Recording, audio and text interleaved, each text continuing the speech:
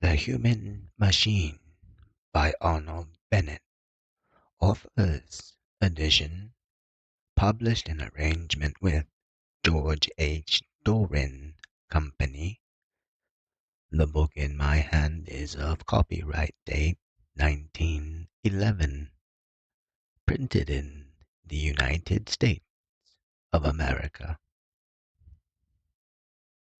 Contents 1.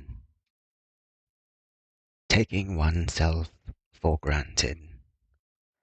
There are men who are capable of loving a machine more deeply than they can love a woman.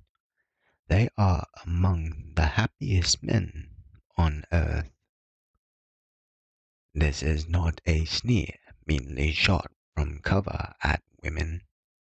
It is simply a statement of notorious fact. Men who worry themselves to distraction over the perfecting of a machine are indubitably blessed beyond their kind. Most of us have known such men. Yesterday they were constructing motor cars, but today aeroplanes are in the air, or at any rate they ought to be, according to the inventors. Watch the inventors. Invention is not usually their principal business. They must invent in their spare time. They must invent before breakfast, invent in the Strand between Lionesses and the office, invent after dinner, invent on Sundays. See with what ardor they rush home of a night. See how they seize a half holiday like hungry dogs a bone. They don't want golf, bridge, limericks, novels, illustrated magazines, clubs, whiskey, starting prices, hints about neckties, political meetings, yarns, comic songs, antoric salts, nor the smiles that are situate between a gay corsage and a picture hat. They never wonder, at a loss, what they will do next. Their evenings never drag, are always too short. You may, indeed, catch them at 12 o'clock at night on the flat of their backs, but not in bed, no, in a shed under the machine, holding a candle whose paths drop fatness up to the connecting rod that is strained, or the wheel that is out of center. They are continually interested, nay, enthralled. They have a machine, and they are perfecting it. They get one part right, and then another goes wrong. And then they get that right, and then another goes wrong, and so on. When they are quite sure they have reached perfection, forth issues the machine out of the shed, and in 5 minutes is smashed up, together with a limb or so of the inventors, just because they had been quite sure too soon. Then the whole business starts again. They do not give up. That particular wreck was, of course, due to a mere oversight. The whole business starts again, for they have glimpsed perfection. They have the gleam of perfection in their souls. Thus their lives run away. They will never fly, you remark cynically. Well, if they don't, besides, what about right? With all your cynicism, have you never envied from their machine and their passionate interest in them? You know, perhaps the moment when, brushing in front of the glass, you detected your first gray hair, you stopped brushing, then you resumed brushing hastily.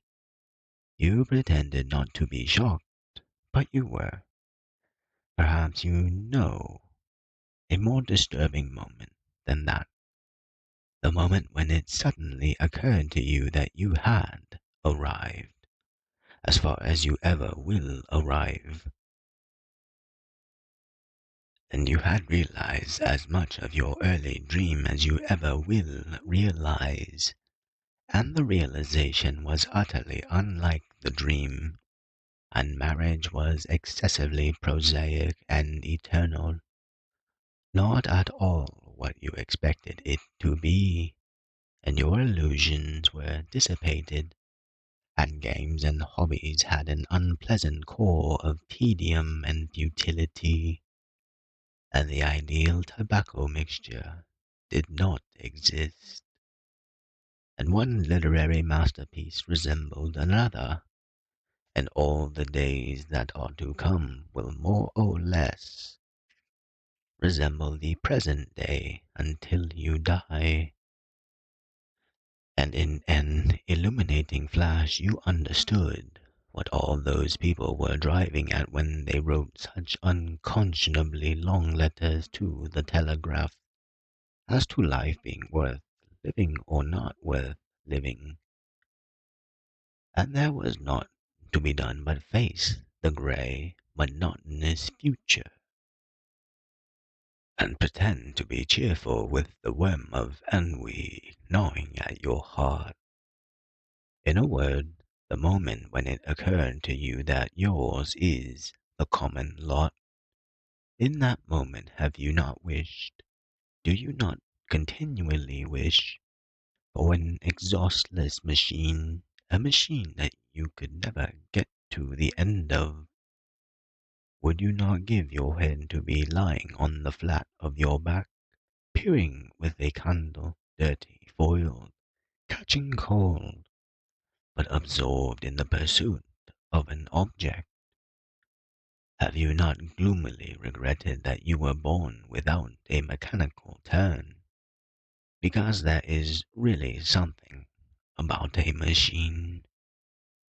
It has never struck you that you do possess a machine. Oh, blind, oh, dull. It has never struck you that you have at hand a machine wonderful beyond all mechanisms, in sheds, intricate, delicately adjustable, of astounding and miraculous possibilities, interminably interesting. That machine is yourself. This fellow is preaching. I won't have it, you exclaim resentfully. Dear sir, I am not preaching, and even if I were, I think you would have it.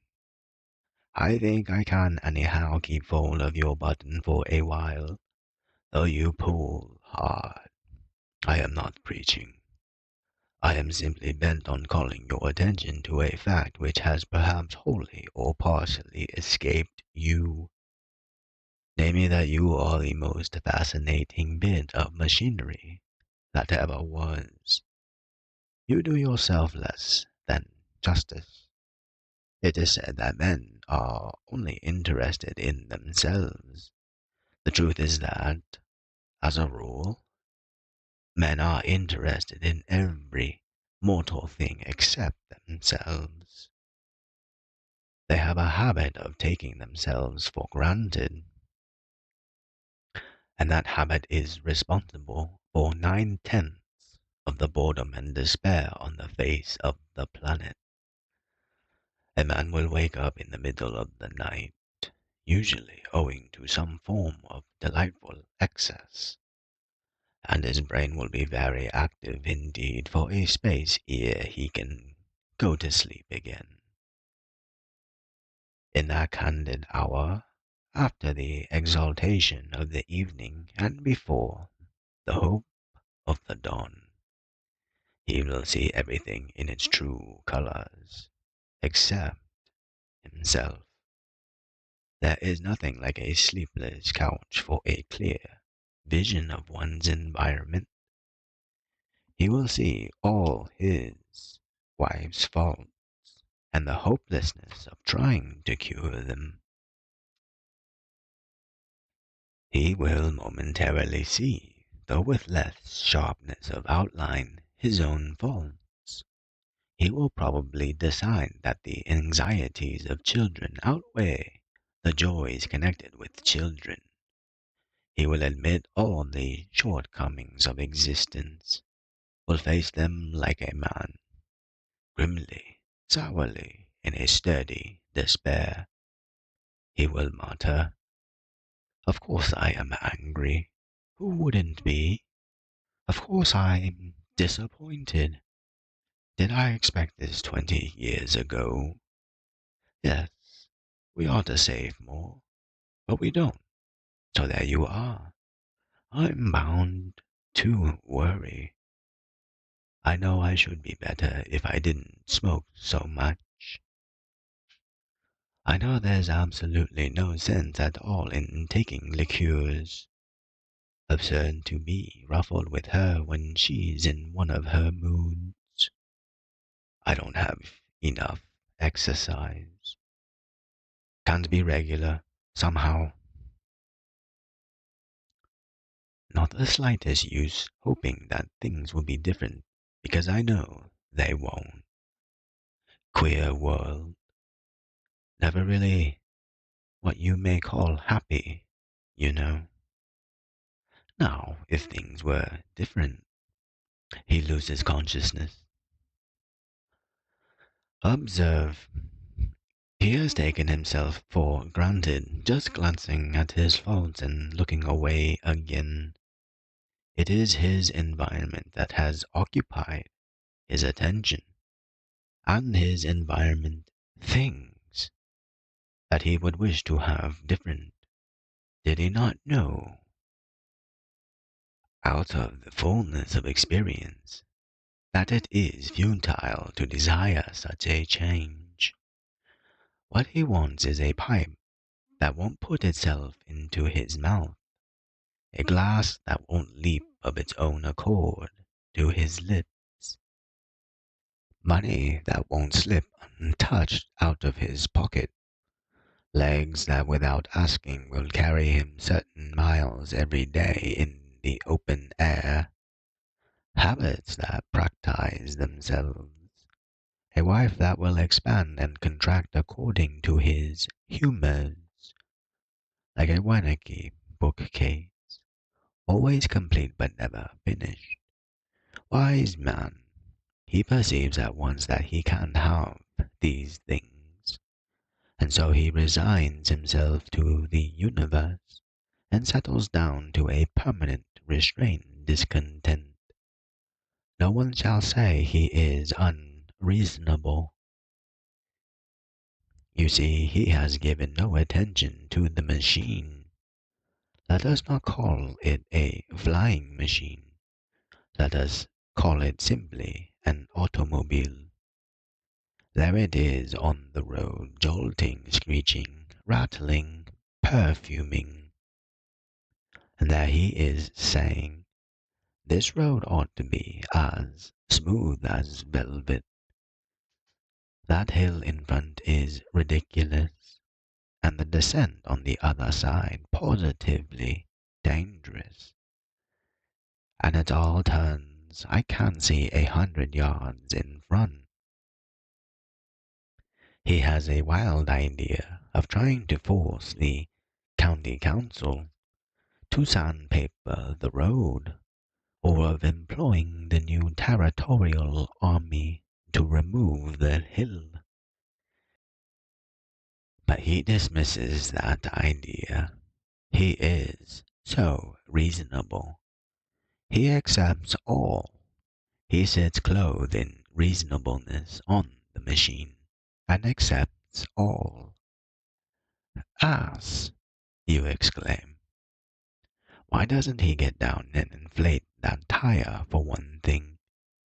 Anyone can see the sparkling apparatus is wrong, and it's perfectly certain the gearbox wants oil. Why doesn't he? I will tell you why he doesn't. just because he isn't aware that he is on a machine at all. He has never examined what he is on, and at the back of his consciousness is a dim idea that he is perched on a piece of solid, immutable rock that runs on casters. Contents 2. Amateurs in the art of living.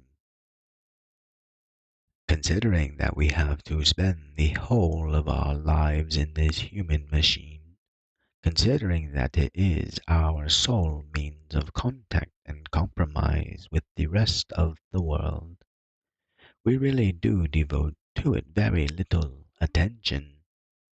When I say we, I mean our inmost spirits, the instinctive part, the mystery within that exists.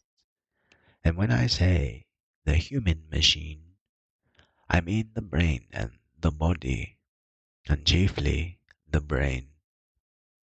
The expression of the soul by means of the brain and body is what we call the art of living. We certainly do not learn this art at school to any appreciable extent. At school we are taught that it is necessary to fling our arms and legs to and fro for so many hours per diem. We are also shown, practically, that our brains are capable of performing certain useful tricks, and that if we do not compel our brains to perform those tricks, we shall suffer. Thus one day we run home and proclaim to our delighted parents that 11 12s are 132, a feat of the brain. So it goes on until our parents begin to look up to us because we can chatter of cosines or sketch the foreign policy of Louis XIV. Good, but not a word about the principles of the art of living yet. Only a few detached rules from our parents, to be blindly followed when particular crises supervene. And indeed, it would be absurd to talk to a schoolboy about the expression of his soul. He would probably mutter a monosyllable, which is not mice. Of course, school is merely a preparation for living, unless one goes to a university, in which case it is a preparation for university. One is supposed to turn one's attention to living when these preliminaries are over. Say at the age of about 20, assuredly one lives then. There is, however, nothing new in that, for one has been living all the time. In a fashion, all the time one has been using the machine without understanding it. But does one, school and college being over, enter upon a study of the machine? Not a bit. The question then becomes not how to live, but how to obtain and retain a position in which one will be able to live. How to get minute portions of dead animals and plants which one can swallow in order not to die of hunger.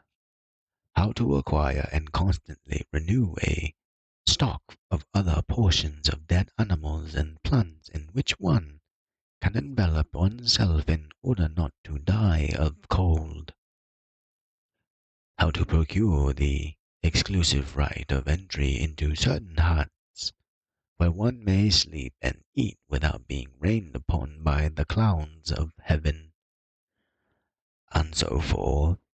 And when one has realized this ambition, there comes the desire to be able to double the operation and do it, not for oneself alone, but for oneself and another, marriage.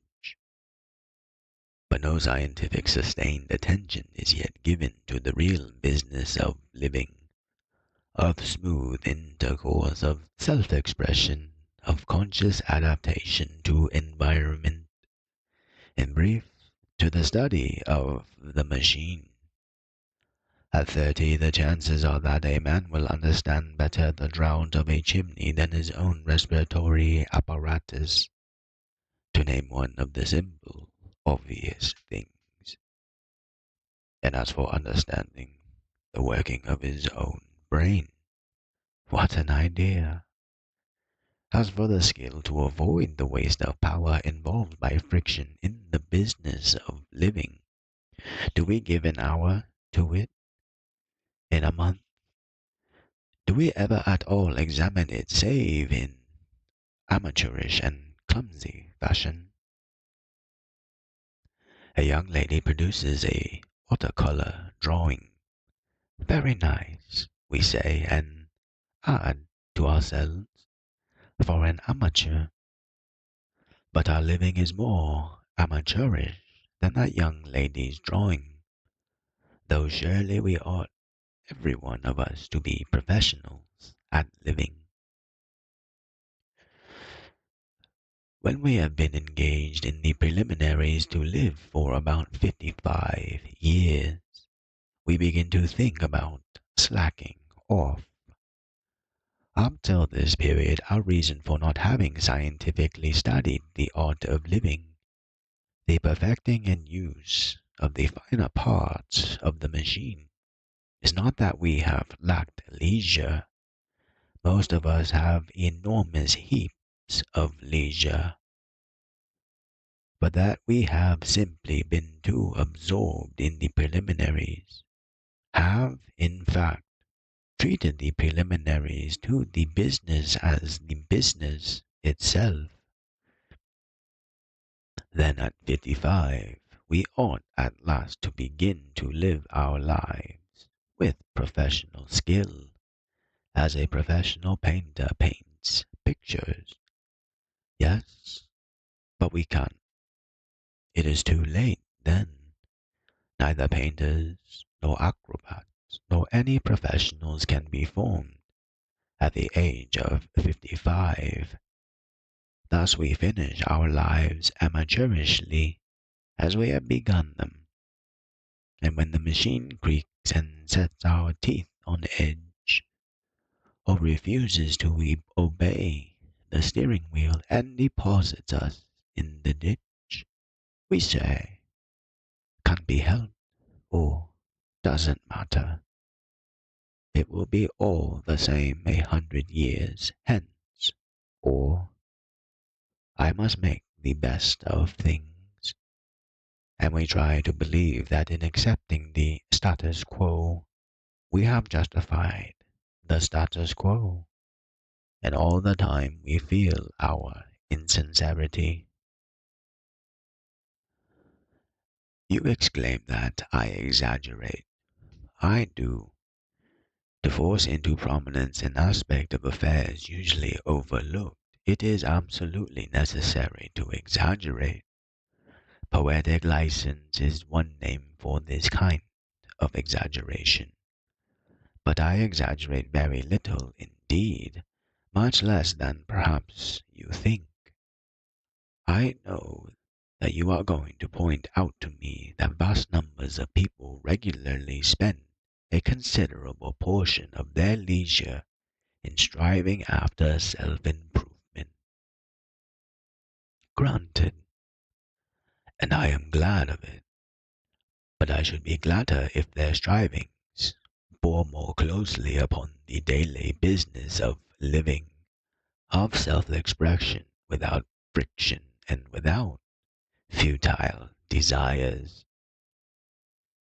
See this man who regularly studies every evening of his life. He has genuinely understood the nature of poetry, and his taste is admirable. He recites verse with true feeling, and may be said to be highly cultivated. Poetry is a continual source of pleasure to him, true, but why is he always complaining about not receiving his deserts in the office? Why is he worried about finance?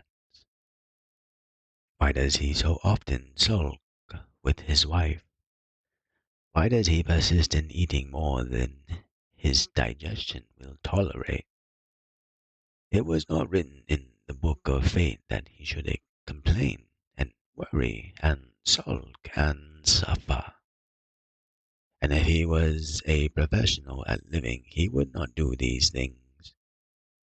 There is no reason why he should do them, except the reason that he has never learnt his business, never studied the human machine as a whole, never really thought rationally about living.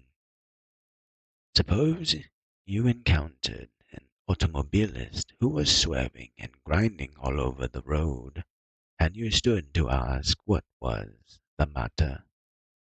And he replied, "Never mind what's the matter. Just look at my lovely acetylene lamps, how they shine and how I've polished them." You would not regard him as a Clifford Earp, or even as an entirely sane man. So with our student of poetry, it is indubitable that a large amount of what is known as self-improvement is simply self-indulgence, a form of pleasure which only incidentally improves a particular part of the machine, and even that to the neglect of far more important parts. My aim is to direct a man's attention to himself as a whole, considered as a machine, complex and capable of quite extraordinary efficiency, for traveling through this world smoothly in any desired manner, with satisfaction not only to himself but to the people he meets en route, and the people who are overtaking him and whom he is overtaking.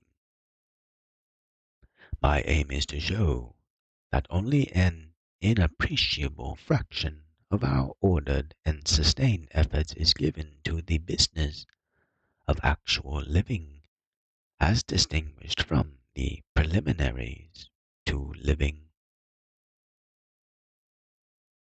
Contents 3. The brain as a gentleman at large.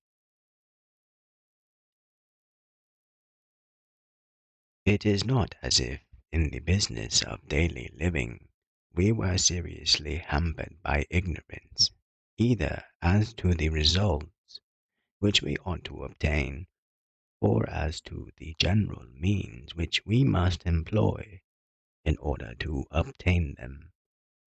With all our absorption in the mere preliminaries to living, and all our carelessness about living itself, we arrive pretty soon at a fairly accurate notion of what satisfactory living is, and we perceive with some clearness the methods necessary to success. I have pictured the man who wakes up in the middle of the night and sees the horrid semi-fiasco of his life. But let me picture the man who wakes up refreshed early on a fine summer morning and looks into his mind with the eyes of hope and experience, not experience and despair. That man will pass a delightful half hour in thinking upon the scheme of the universe as it affects himself. He is quite clear that contentment depends on his own acts, and that no power can prevent him from performing those acts. He plans everything out, and before he gets up, he knows precisely what he must and will do in certain foreseen crises and junctures. He sincerely desires to live efficiently. Who would wish to make a daily mess of existence? And he knows the way to realize the desire. And yet, mark me, that man will not have been an hour on his feet on this difficult earth before the machine has unmistakably gone wrong. The machine which was designed to do this work of living, which is capable of doing it thoroughly well, but which has not been put into order. What is the use of consulting the map of life and tracing the itinerary and getting the machine out of the shed and making a start if half the nuts are loose, or the steering pillar is twisted, or there is no petrol in the tank? Having asked this question, I will drop the mechanico-vehicular comparison, which is too rough and crude for the delicacy of the subject. Where has the human machine gone wrong? It has gone wrong in the brain. What? Is he wrong in the head? Most assuredly, most strictly. He knows, none better, that when his wife employs a particular tone containing 10 grains of asperity, and he replies in a particular tone containing 11 grains, the consequences will be explosive. He knows, on the other hand, that if he replies in a tone containing only one little drop of honey, the consequences may not be unworthy of two reasonable beings. He knows this. His brain is fully instructed. And lo, his brain, while arguing that women are really too absurd, as if that was the point, is sending down orders to the muscles of the throat and mouth, which result in at least 11 grains of asperity, and conjugal relations are endangered for the day. He didn't want to do it.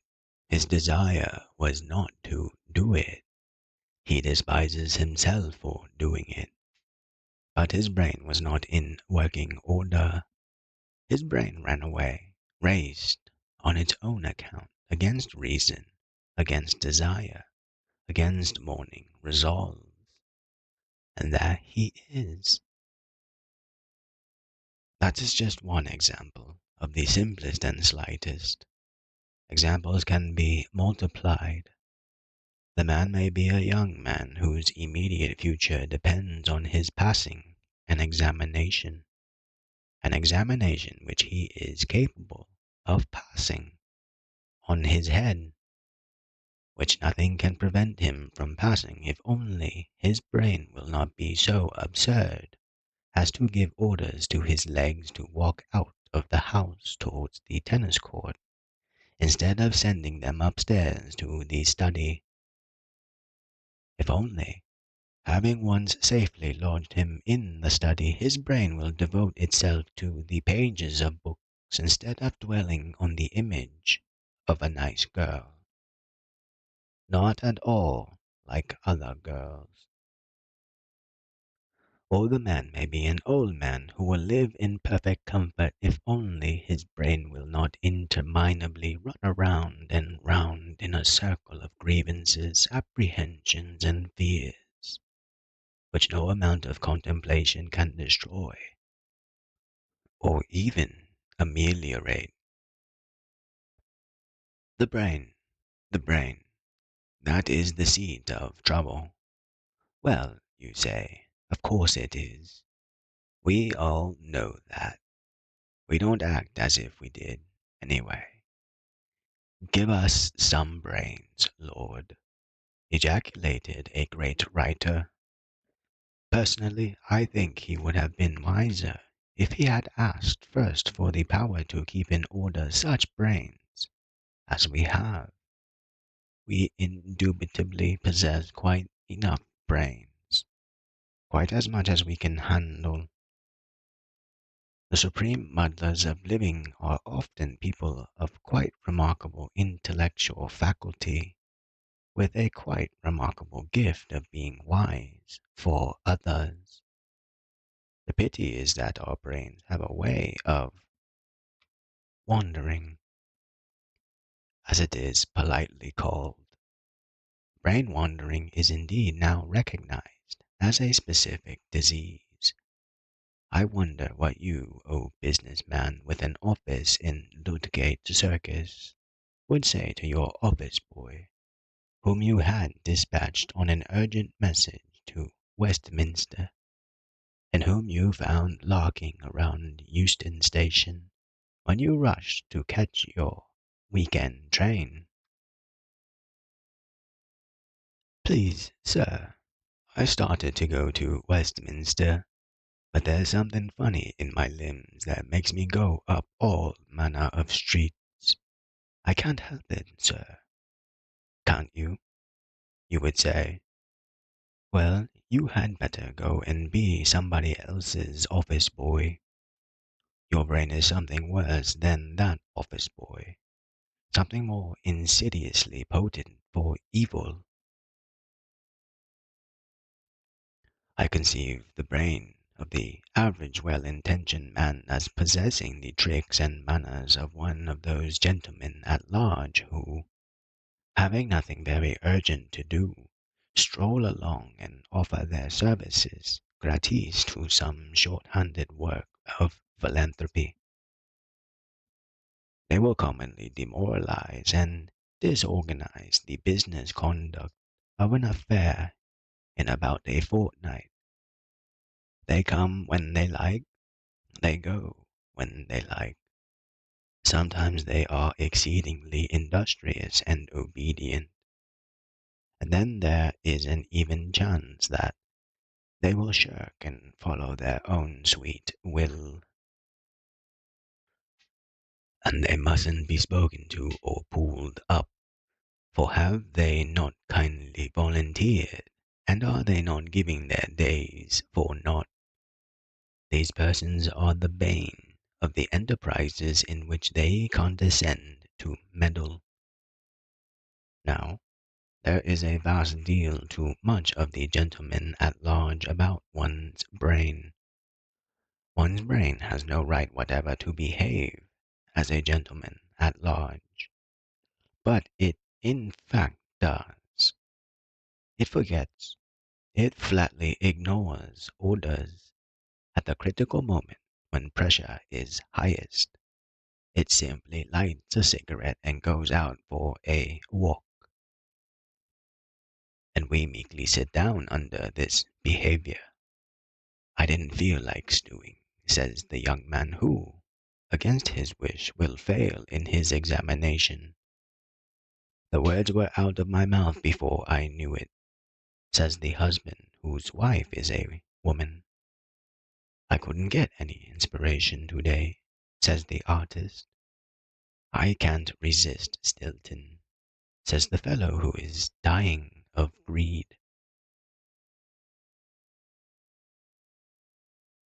One can't help one's thoughts, says the old warrior. And this last really voices the secret excuses of all five. And you will all say to me, my brain is myself.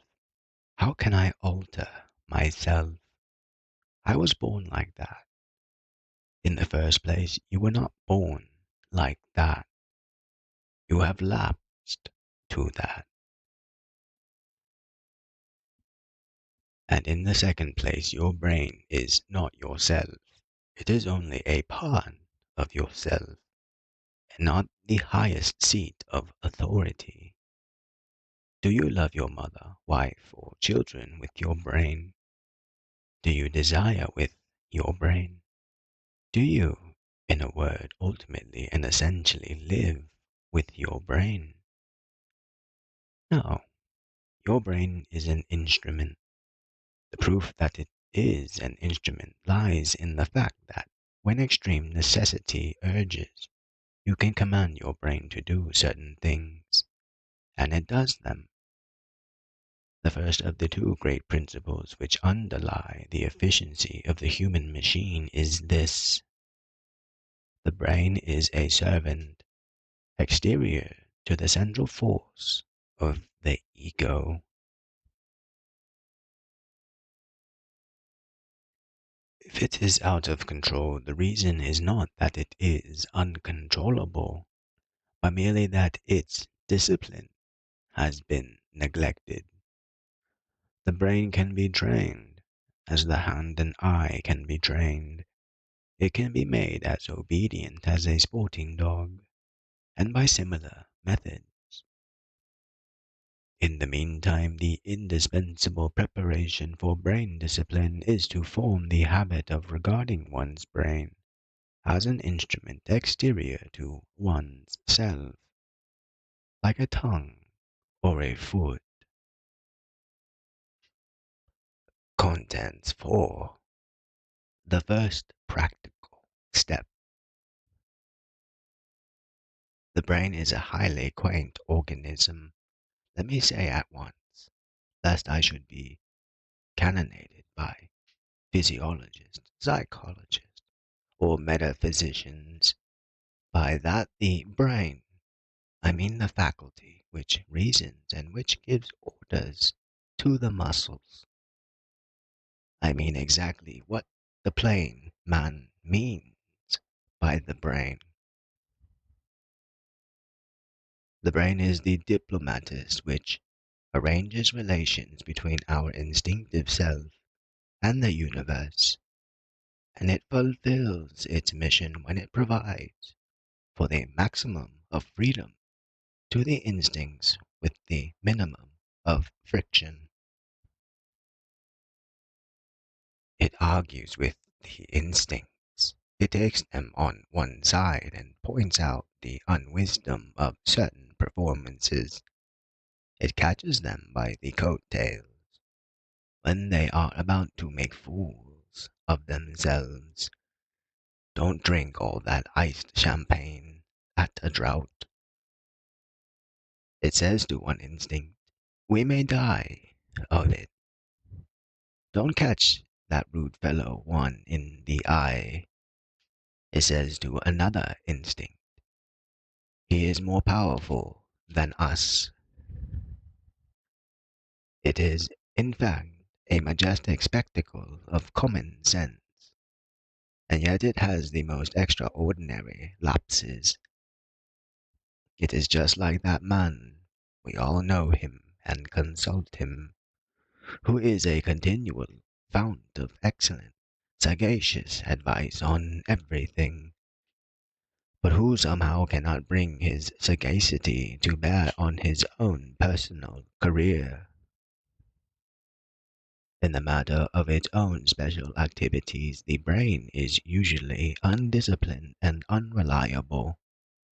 We never know what it will do next. We give it some work to do, say, as we are walking along the street to the office. Perhaps it has to devise some scheme for making £150 suffice for £200, or perhaps it has to plan out the heads of a very important letter. We meet a pretty woman, and away that undisciplined, sagacious brain runs after her, dropping the scheme or the draft letter, and amusing itself with aspirations or regrets for half an hour, sometimes a day. The serious part of our instinctive self feebly remonstrates, but without effect. Or it may be that we have suffered a great disappointment, which is definite and hopeless. Will the brain, like a sensible creature, leave that disappointment alone, and instead of living in the past, live in the present or the future? Not it. though it knows perfectly well that it is wasting its time and casting a very painful and utterly unnecessary gloom over itself and us. It can so little control its unhealthy, morbid appetite that no expostulations will induce it to behave rationally, or perhaps after a confabulation with the soul, it has been decided that when next a certain harmful instinct comes into play, the brain shall firmly interfere. Yes, says the brain, I really will watch that. But when the moment arrives, is the brain on the spot? The brain has probably forgotten the affair entirely, or remembered it too late, or sighs as the victorious instinct knocks it on the head. Well, next time. All this, and much more that every reader can supply from his own exciting souvenirs, is absurd and ridiculous on the part of the brain. It is a conclusive proof that the brain is out of condition, idle as a capricious as an active manager, and eaten to the core with loose habits. Therefore the brain must be put into training. It is the most important part of the human machine, by which the soul expresses and develops itself, and it must learn good habits, and primarily it must be taught obedience. Obedience can only be taught by imposing one's will by the sheer force of volition, and the brain must be mastered by willpower. The beginning of wise living lies in the control of the brain by the will, so that the brain may act according to the precepts which the brain itself gives. Within an obedient, disciplined brain, a man may live always right up to the standard of his best moments. To teach a child obedience, you tell it to do something, and you see that that something is done. The same with the brain. Here is the foundation of an efficient life and the antidote for the tendency to make a fool of oneself. It is marvelously simple.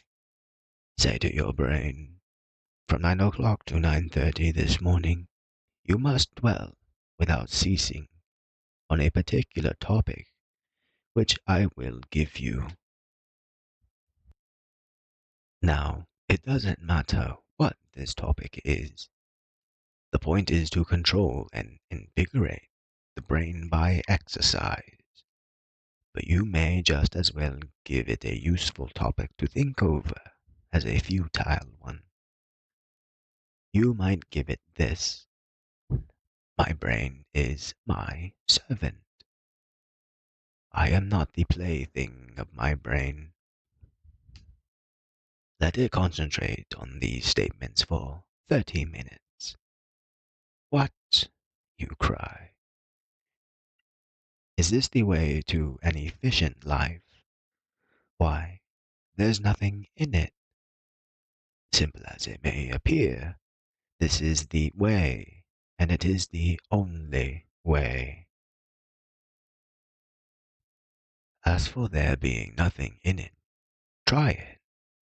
I guarantee that you will fail to keep your brain concentrated on the given idea for 30 seconds, let alone 30 minutes. You will find your brain conducting itself in a manner which would be comic were it not tragic.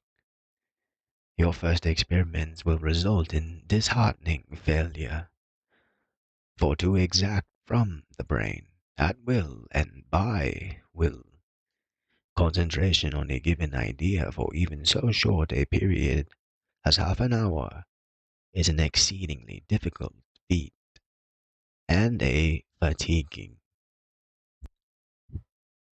It needs perseverance. It needs a terrible obstinacy on the part of the will. That brain of yours will be hopping about all over the place, and every time it hops, you must bring it back by force to its original position. You must absolutely compel it to ignore every idea except the one which you have selected for its attention. You cannot hope to triumph all at once, but you can hope to triumph. There is no royal road to the control of the brain.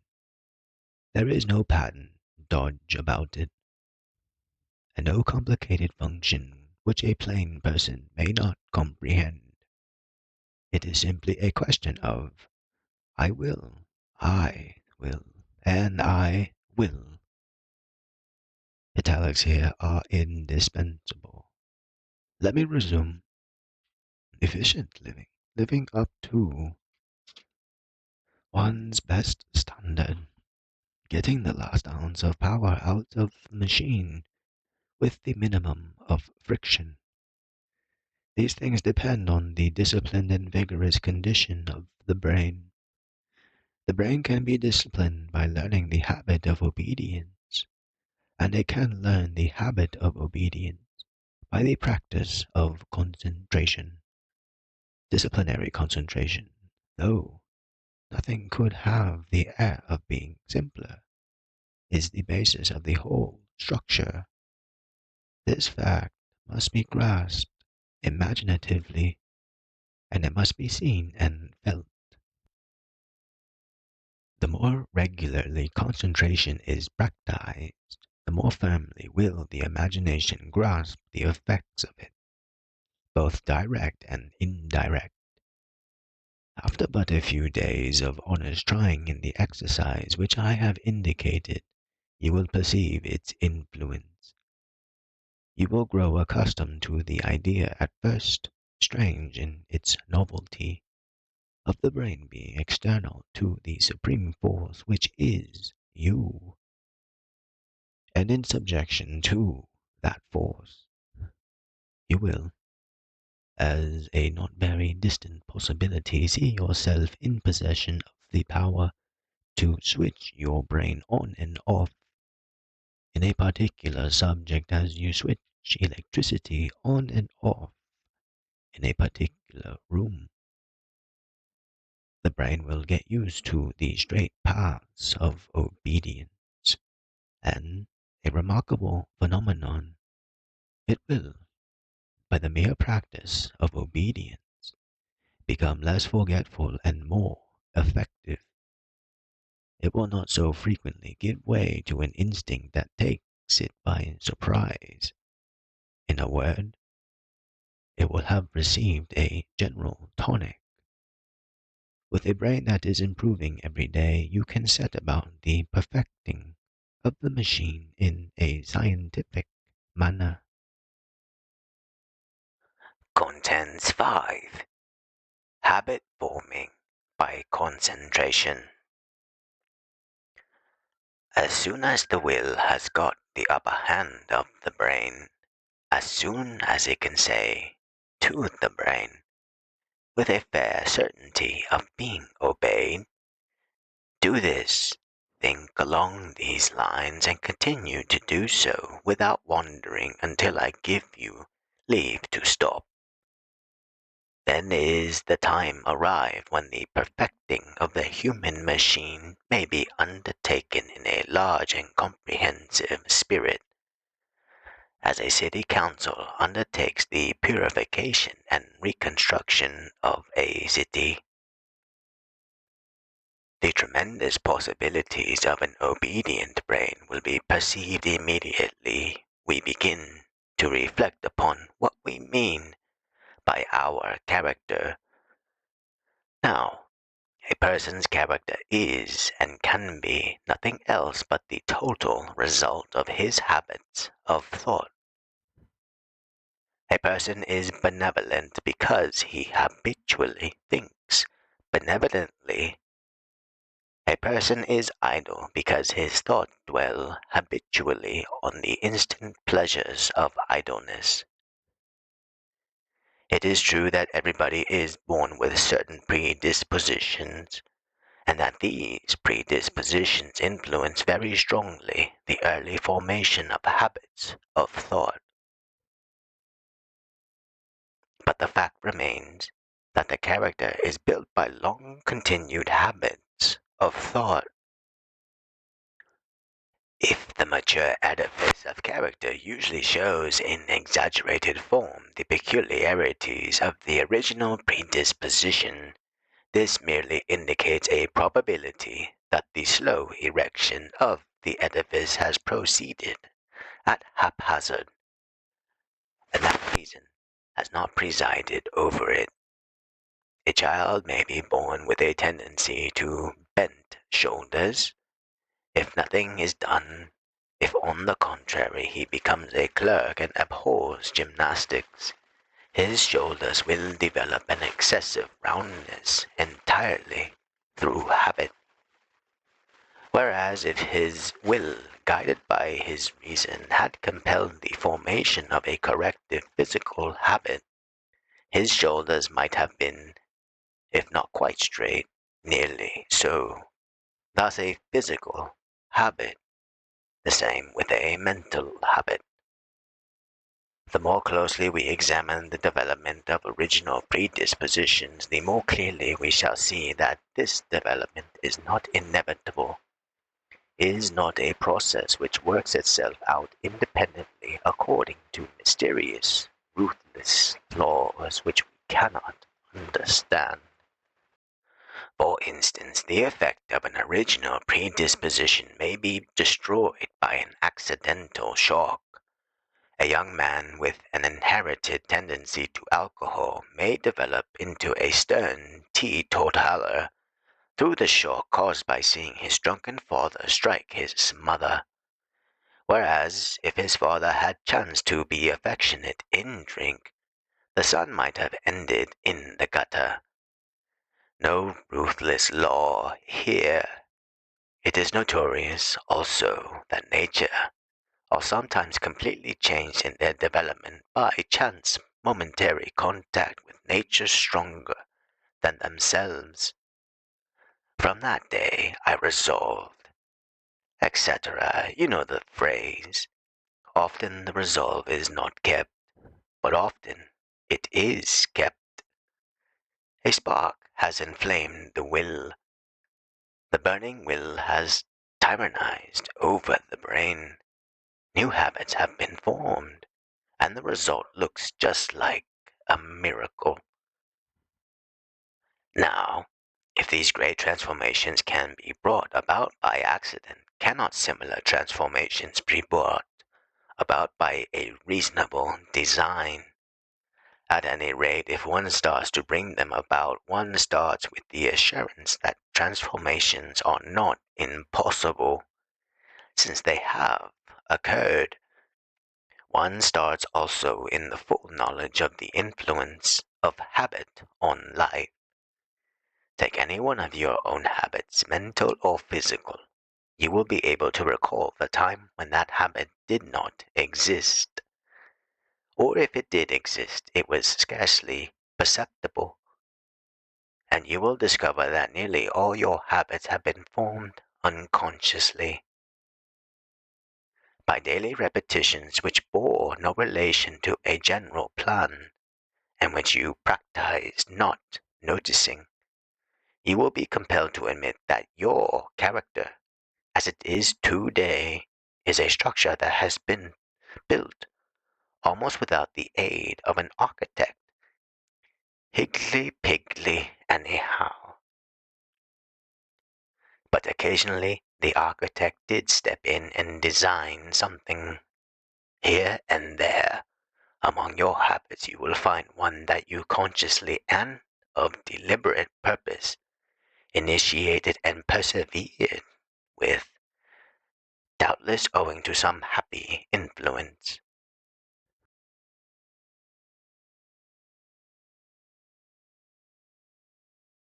What is the difference between that conscious habit and the unconscious habits?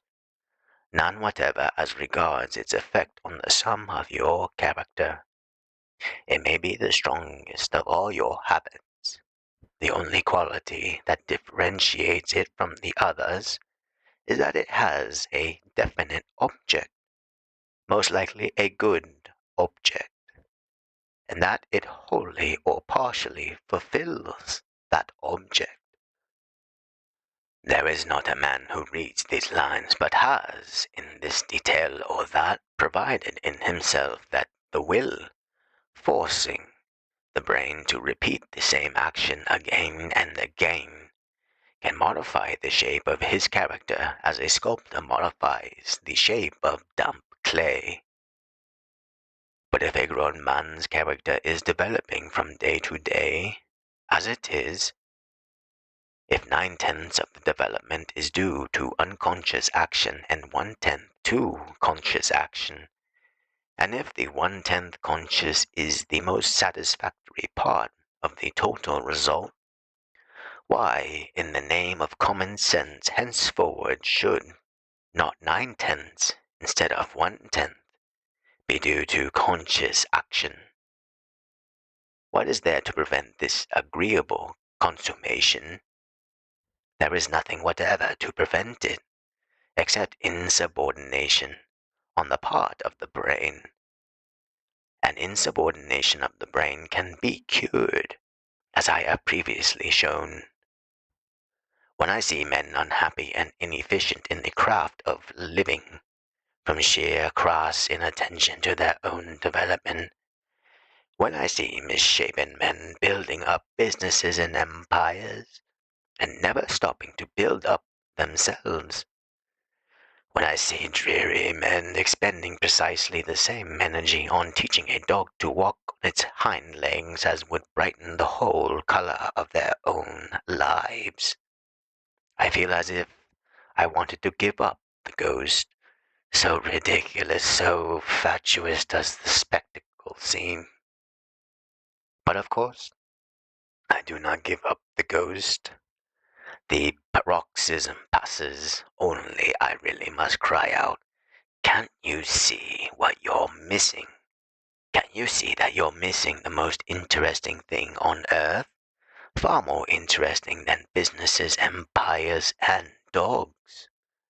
Doesn't it strike you how clumsy and short-sighted you are? Working always with an inferior machine when you might have a smooth gliding perfection. Doesn't it strike you how badly you are treating yourself? Listen, you confirmed grumbler, you who make the evening meal hideous with complaints against destiny, for it is you I will single out. Are you aware what people are saying about you behind your back? They are saying that you render yourself and your family miserable by the habit which has grown on you of always grumbling. Surely it isn't as bad as that, you protest. Yes, it is just as bad as that, you say. The fact is, I know it's absurd to grumble, but I'm like that. I've tried to stop it, and I can't. How have you tried to stop it? Well, I've made up my mind several times to fight against it, but I never succeed. This is strictly between ourselves. I don't usually admit that I'm a grumbler, considering that you grumble for about an hour and a half every day of your life. It was sanguine, my dear sir, to expect to cure such a habit by means of a solitary intention formed at intervals in the brain, and then forgotten. No, you must do more than that. If you will daily fix your brain firmly for half an hour on the truth, you know it to be a truth, that grumbling is absurd and futile, your brain will henceforward begin to form a habit in that direction. It will begin to be molded to the idea that grumbling is absurd and futile.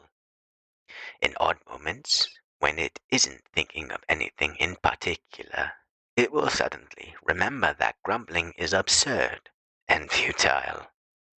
When you sit down to the meal and open your mouth to say, I can't think what my ass of a partner means by, it will remember that grumbling is absurd and futile, and will alter the arrangement of your throat, teeth, and tongue so that you will say, what fine weather we're having. In brief, it will remember involuntarily by a new habit. All who look into their experience will admit that the failure to replace old habits by new ones is due to the fact that the critical moment the brain does not remember. It simply forgets. The practice of concentration will cure that. All depends on regular concentration. This grumbling is an instance, though chosen, not quite at hazard. Content 6. Lord Over the Noddle. Having proved by personal experiment the truth of the first of the two great principles which concern the human machine, namely, that the brain is a servant, not a master, and can be controlled, we may now come to the second. The second is more fundamental than the first, but it can be of no use until the first is understood and put into practice. The human machine is an apparatus of brain and muscle for enabling the ego to develop freely in the universe by which it is surrounded, without friction. Its function is to convert the facts of the universe to the best advantage of the ego. The facts of the universe are the material with which it is its business to deal, not the facts of an ideal universe, but the facts of this universe. Hence, when friction occurs, when the facts of the universe cease to be of advantage to the ego, the fault is in the machine. It is not the solar system that has gone wrong, but the human machine. Second great principle, therefore, in case of friction, the machine is always at fault. You can control nothing but your own mind, even when your 2-year-old babe may defy you by the instinctive force of its personality, but your own mind you can control. Your own mind is a sacred enclosure into which nothing harmful can enter except by your permission. Your own mind has the power to transmute every external phenomenon to its own purposes. If happiness arises from cheerfulness, kindliness, and rectitude, and who will deny it? What possible combination of circumstances is going to make you unhappy so long as the machine remains in order? If self-development consists in the utilization of one's environment, not utilization of somebody else's environment, how can your environment prevent you from developing? You would look rather foolish without it. Anyway, in that noddle of yours is everything necessary for development, for the maintaining of dignity, for the achieving of happiness, and you are absolute lord over the noddle. Will you but exercise the powers of lordship? Why worry about the contents of somebody else's noddle, in which you can be nothing but an intruder, when you may arrive at a better result with absolute certainty by confining your activities to your own? Look within. The kingdom of heaven is within you. Oh yes, you protest. All that's old. Epictetus said that. Marcus Aurelius said that. Christ said that. They did. I admit it readily. But if you were ruffled this morning because your motor omnibus broke down and you had to take a cab, then so far as you are concerned, these great teachers lived in vain. calling yourself a reasonable man are going about dependent for your happiness, dignity, and growth upon 1,000 things over which you have no control. And the most exquisitely organized machine for ensuring happiness, dignity, and growth is rusting away inside you. And all because you have a sort of notion that a saying said 2,000 years ago cannot be practical. You remark sagely to your child, "No, my child, you cannot have that moon, and you will accomplish nothing by crying for it. Now, here is the beautiful box of bricks by means of which you may amuse yourself while learning many wonderful matters and improving your mind. You must try to be content with what you have and to make the best of it. If you had the moon, you wouldn't be any happier. Then you lie awake half the night repining because the last post has brought a letter to the effect that the board cannot entertain your application for, etc. You say the two cases are not alike. They are not. Your child has never heard of Epictetus. On the other hand, justice is the moon. At your age you surely know that, but the directors ought to have granted my application. You insist. Exactly. I agree. But we are not in the universe of oughts. You have a special apparatus within you for dealing with a universe where oughts are flagrantly disregarded. And you are not using it. You are lying awake, keeping your wife awake, injuring your health, injuring hers, losing your dignity and your cheerfulness. Why? Because you think that these antics and performances will influence the board. Because you think that they will put you into a better condition for dealing with your environment tomorrow. Not a bit. Simply because the machine is at fault. In certain cases, we do make use of our machines, as well as their sad condition of neglect will allow. But in other cases, we behave in an extraordinarily irrational manner. Thus, if we sally out and get caught in a heavy shower, we do not, unless very far gone into foolishness, sit down and curse the weather. We put up our umbrella, if we have one, and if not, we hurry home.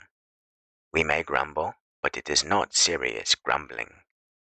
We accept the shower as a fact of the universe and control ourselves. Thus also, if by a sudden catastrophe we lose somebody who is important to us, we grieve, but we control ourselves, recognizing one of those hazards of destiny from which not even millionaires are exempt. And the result on our ego is usually to improve it in essential respects. But there are other strokes of destiny, other facts of the universe, against which we protest as a child protests when deprived of the moon. Take the case of an individual with an imperfect idea of honesty. Now, that individual is the consequence of his father and mother and his environment, and his father and mother theirs, and so backwards to the single-celled protoplasm. That individual is a result of the cosmic order, the inevitable product of cause and effect. We know that. We must admit that he is just as much a fact of the universe as a shower of rain or a storm at sea that swallows a ship. We freely grant in the abstract that there must be, at the present stage of evolution, a certain number of persons with unfair minds. We are quite ready to contemplate such an individual with philosophy until it happens that, in the course of the progress of the solar system, he runs up against ourselves. Then listen to the outcry. Listen to the continual explosions of a righteous man aggrieved. The individual may be our clerk, cashier, son, father, brother, partner, wife, employer. We are ill-used. We are being treated unfairly. We kick, we scream, we nourish the inward sense of grievance that eats the core out of content. We sit down in the rain, we decline to think of umbrellas, or to run to shelter. We care not that that individual is a fact which the universe has been slowly manufacturing for millions of years. Our attitude implies that we want eternity to roll back and begin again, in such wise that we at any rate shall not be disturbed. Though we have a machine for the transmutation of facts into food for our growth, we do not dream of using it, but we say, "He is doing us harm." Where? In our minds. He has robbed us of our peace, our comfort, our happiness, our good temper. Even if he has, we might just as well inveigh against a shower. But has he? What was our brain doing while this naughty person stepped in and robbed us of the only possessions worth having? No, no. It is not that he has done us harm. The one cheerful item in a universe of stony facts is that no one can harm anybody except himself. It is merely that we have been silly, precisely as silly as if we had taken a seat in the rain with a folded umbrella by our side. The machine is at fault. I fancy we are now obtaining glimpses of what that phrase really means. Content 7. What living chiefly is. It is in intercourse, social, sentimental, or business with one's fellows that the qualities and the condition of the human machine are put to the test and strained. That part of my life which I conduct by myself without reference, or at any rate without direct reference to others, I can usually manage in such a way that the gods do not positively weep at the spectacle thereof. My environment is simpler, less puzzling. When I am alone, my calm and my self-control less liable to violent fluctuations. Impossible to be disturbed by a chair. Impossible that a chair should get on one's nerves. Impossible to blame a chair for not being as reasonable, as archangelic as I am myself. But when it comes to people, well, that is living, then. The art of life, the art of extracting all its powers from the human machine, does not lie chiefly in process of bookish culture, nor in contemplations of the beauty and majesty of existence. It lies chiefly in keeping the peace, the whole peace, and nothing but the peace, with those with whom one is thrown. It is in sitting ecstatic over Shelley, Shakespeare, or Herbert Spencer solitary in my room of a night that I am improving myself and learning to live? Or is it in watching over all my daily human contacts? Do not seek to escape the comparison by insinuating that I despise study, or by pointing out that the eternal verities are beyond dailiness. Nothing of the kind. I am so silly about books that merely to possess them gives me pleasure. And if the verities are good for eternity, they ought to be good for a day. If I cannot exchange them for daily coin, if I can't buy happiness for a single day because I've nothing less than an eternal verity about me and nobody has sufficient change, then my eternal verity is not an eternal verity. It is merely an unnegotiable bit of glass called a diamond, or even a note on the bank of an engraving. I can say to myself when I arise in the morning, I am master of my brain. No one can get in there and rage about like a bull in a china shop. If my companions on the planet's crust choose to rage about, they cannot affect me. I will not let them. I have power to maintain my own calm, and I will. No earthly being can force me to be false to my principles or to be blind to the beauty of the universe, or to be gloomy, or to be irritable, or to complain against my lot. For these things depend on the brain. Cheerfulness, kindliness, and honest thinking are all within the department of the brain. The disciplined brain can accomplish them, and my brain is disciplined, and I will discipline it more and more as the days pass. I am therefore independent of hazard, and I will back myself to conduct all intercourse as becomes a rational creature. I can say this. I can ram this argument by force of will into my brain, and by dint of repeating it often enough I shall assuredly arrive at the supreme virtues of reason. I should assuredly conquer, the brain being such a machine of habit. Even if I did not take the trouble to consider in the slightest degree what manner of things my fellow men are, by acting merely in my own interests. But the way of perfection, I speak relatively, will be immensely shortened and smooth if I do consider dispassionately the case of the other human machines. Thus, the truth is that my attitude towards my fellows is fundamentally and totally wrong, and that it entails on my thinking machine a strain which is quite unnecessary, though I may have arranged the machine so as to withstand the strain successfully. The secret of smooth living is a calm cheerfulness which will leave me always in full possession of my reasoning faculty, in order that I may live by reason instead of by instinct and momentary passion.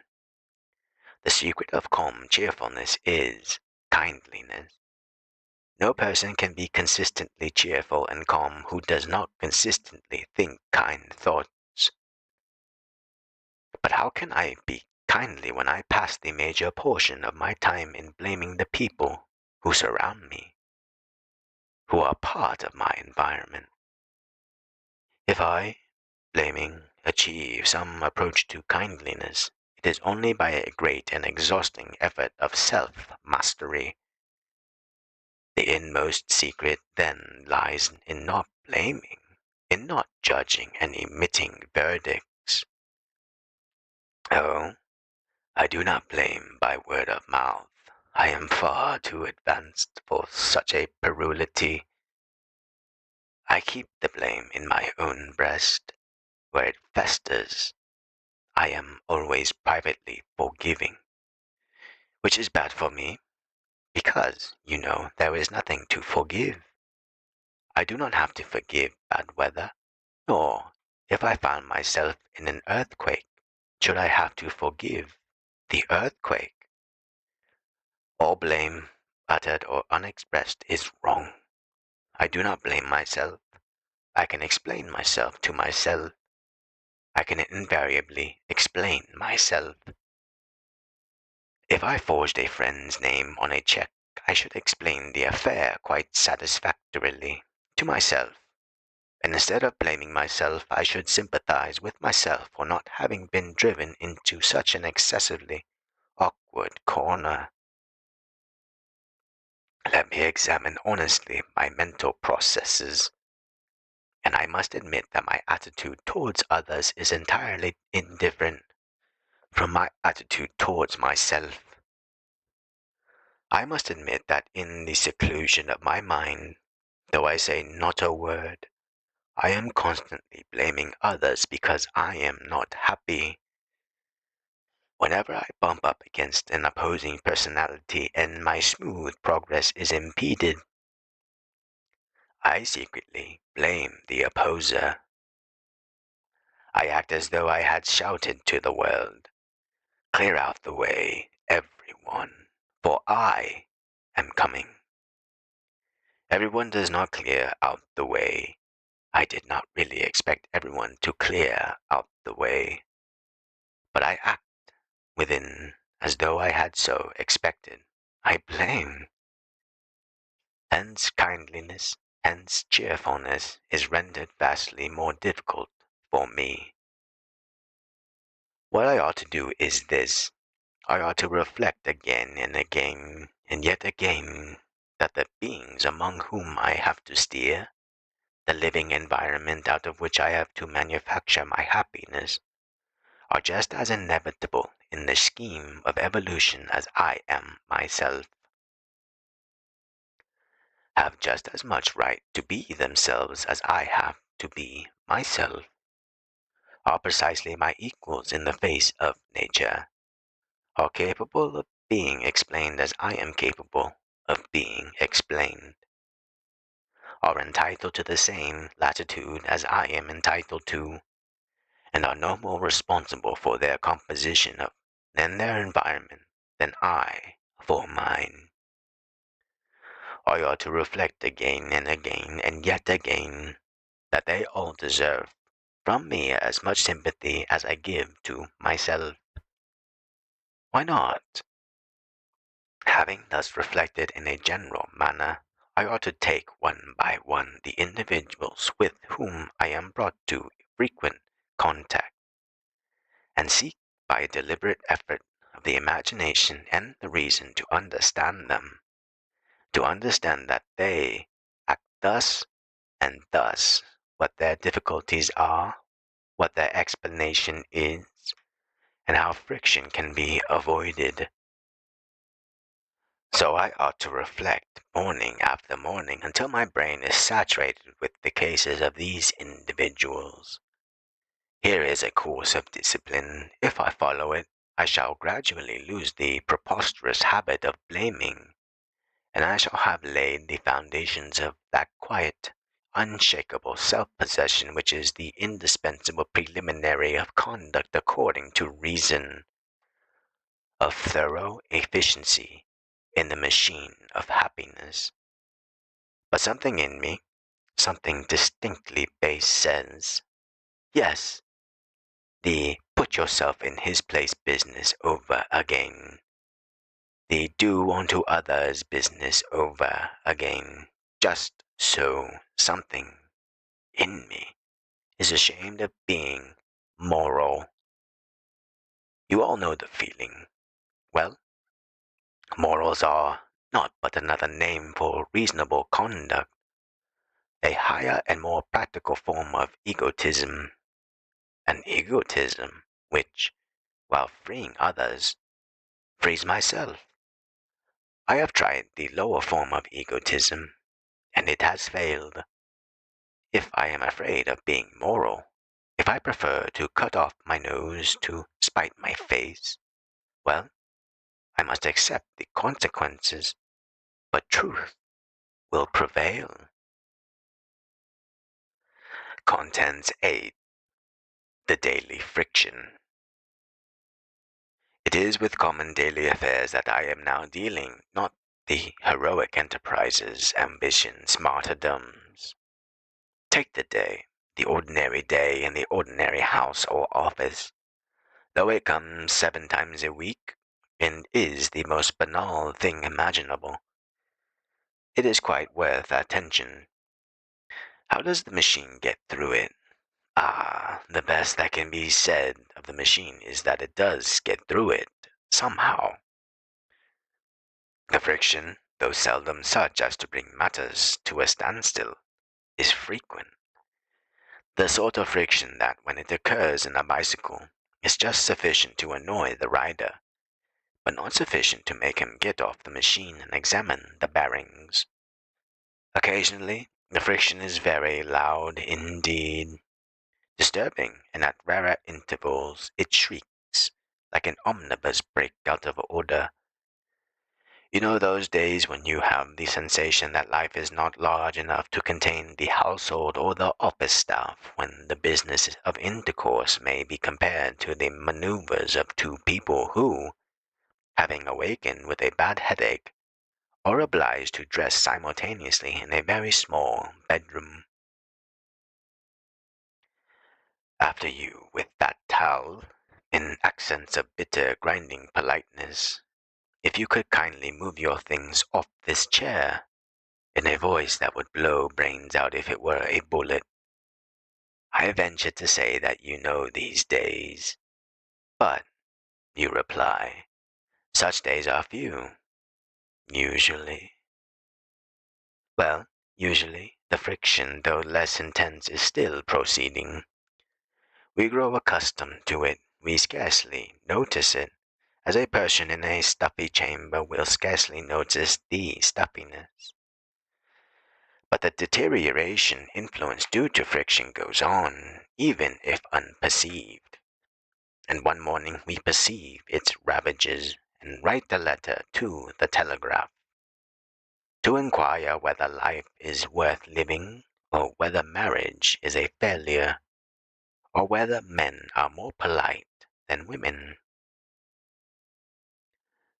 The proof that friction in various and varying degrees is practically continuous in most households lies in the fact that when we chance on a household where there is no friction, we are startled. We can't recover from the phenomenon, and in describing this household to our friends, we say, "They get on so well together," as if we were saying, "They have wings and can fly. Just fancy. Did you ever hear of such a thing?" 90% of all daily friction is caused by tone, mere tone of voice. Try this experiment.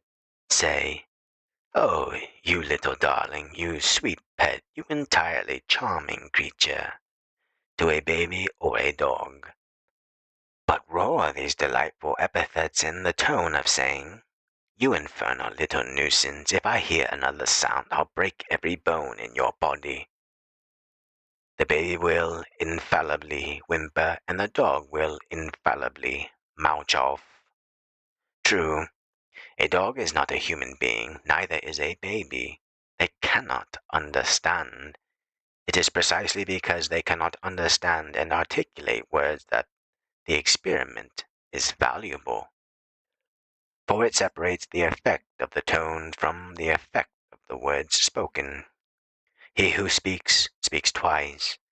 His words convey his thought, and his tone conveys his mental attitude towards the person spoken to. And certainly, the attitude, so far as friction goes, is more important than the thought. Your wife may say to you, "I shall buy that hat I spoke to you about," and you may reply, quite sincerely, "As you please." But it will depend on your tone whether you convey, "As you please, I am sympathetically anxious that your innocent caprices should be indulged," or whether you convey, "As you please, only don't bother me with hats. I am above hats. A great deal too much money is spent in the house on hats. However, I'm helpless." Or whether you convey, "As you please, heart of my heart, but if you would like to be a nice girl, go gently." Or rather tight. I need not elaborate. I am sure of being comprehended. As tone is the expression of attitude, it is, of course, caused by attitude. The frictional tone is chiefly due to that general attitude of blame which I have already condemned as being absurd and unjustifiable. As, by contrast, watchful discipline, we gradually lose this silly attitude of blame, so the tone will of itself gradually change. But the two ameliorations can proceed together, And it is a curious thing that an agreeable tone, artificially and deliberately adopted, will influence the mental attitude almost as much as the mental attitude will influence the tone. If you honestly feel resentful against someone, but having understood the foolishness of fury, intentionally mask your fury under a persuasive tone, your fury will at once begin to abate. You will be led into a rational train of thought. You will see that after all, the object of your resentment has a right to exist, and that he is neither a doormat nor a scoundrel, and that anyhow nothing is to be gained, and much is to be lost, by fury. You will see that fury is unworthy of you. Do you remember the gentleness of the tone which you employed after the healing of your first quarrel with a beloved companion? Do you remember the persuasive tone which you used when you wanted to obtain something from a difficult person on whom your happiness depended?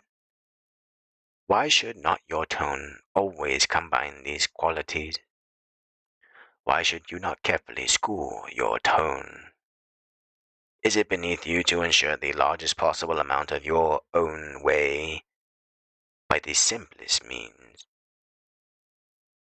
Or is there at the back of your mind that peculiarly English and German idea that politeness, sympathy, and respect for another immortal soul should imply deplorable weakness on your part? You say that your happiness does not depend on every person whom you speak to. Yes, it does. Your happiness is always dependent on just that person. Produce friction, and you suffer. Idle to argue that the person has no business to be upset at your tone. You have caused avoidable friction simply because your machine for dealing with your environment was suffering from pride, ignorance, or thoughtlessness. You say I am making a mountain out of a molehill. No, I am making a mountain out of 10 million molehills. And that is what life does. It is the little but continuous causes that have great effects. I repeat, why not deliberately adopt a gentle persuasive tone, just to see what the results are? Surely you are not ashamed to be wise. You may smile superiorly as you read this. Yet you know very well that more important than once you have resolved to use a gentle and persuasive tone on all occasions, and that the sole reason why you had that fearful shindy yesterday with your cousin's sister-in-law was that you had long since failed to keep your resolve. But you were of my mind once, and more than once. What you have to do is to teach the new habit to your brain by daily concentration on it, by forcing your brain to think of nothing else for half an hour of a morning. After a time, the brain will begin to remember automatically, for, of course, the explanation of your previous failures is that your brain, undisciplined, merely forgot at the critical moment. The tone was out of your mouth before your brain had waked up. It is necessary to watch as though you were a sentinel, not only against the wrong tone, but against the other symptoms of the attitude of blame, such as the frown. It is necessary to regard yourself constantly and in minute detail. You lie in bed for half an hour and enthusiastically concentrate on this beautiful new scheme of the right tone. You rise, and because you don't achieve a proper elegance of necktie at the first knotting, you frown and swear and clench your teeth. There is a symptom of the wrong attitude towards your environment. You are awake, but your brain isn't. It is in such a symptom that you may judge yourself, and not a trifling symptom either. If you will frown at a necktie, if you will use language to a necktie which no gentleman should use to a necktie, What will you be capable of to a responsible being? Yes, it is very difficult, but it can be done. Content 9. Fire. In this business of daily living, of ordinary usage of the machine in hourly intercourse, there occurs sometimes a phenomenon which is the cause of a great deal of trouble, and the result of a very ill-tended machine. It is a phenomenon impossible to ignore, and yet so shameful is it, so degrading, so shocking, so miserable that I hesitate to mention it. For one class of reader is certain to ridicule me, loftily saying, "One really doesn't expect to find this sort of thing in print nowadays." And another class of reader is certain to get angry. Nevertheless, as one of my main objectives in the present book is to discuss matters which people don't talk about, I shall discuss this matter. But my diffidence in doing so is such that I must approach it deviously, describing it first by means of a figure. Imagine that, looking at a man's house, you suddenly perceive it to be on fire. The flame is scarcely perceptible. You could put it out if you had a free hand, but you have not got a free hand. It is his house, not yours. He may or may not know that his house is burning.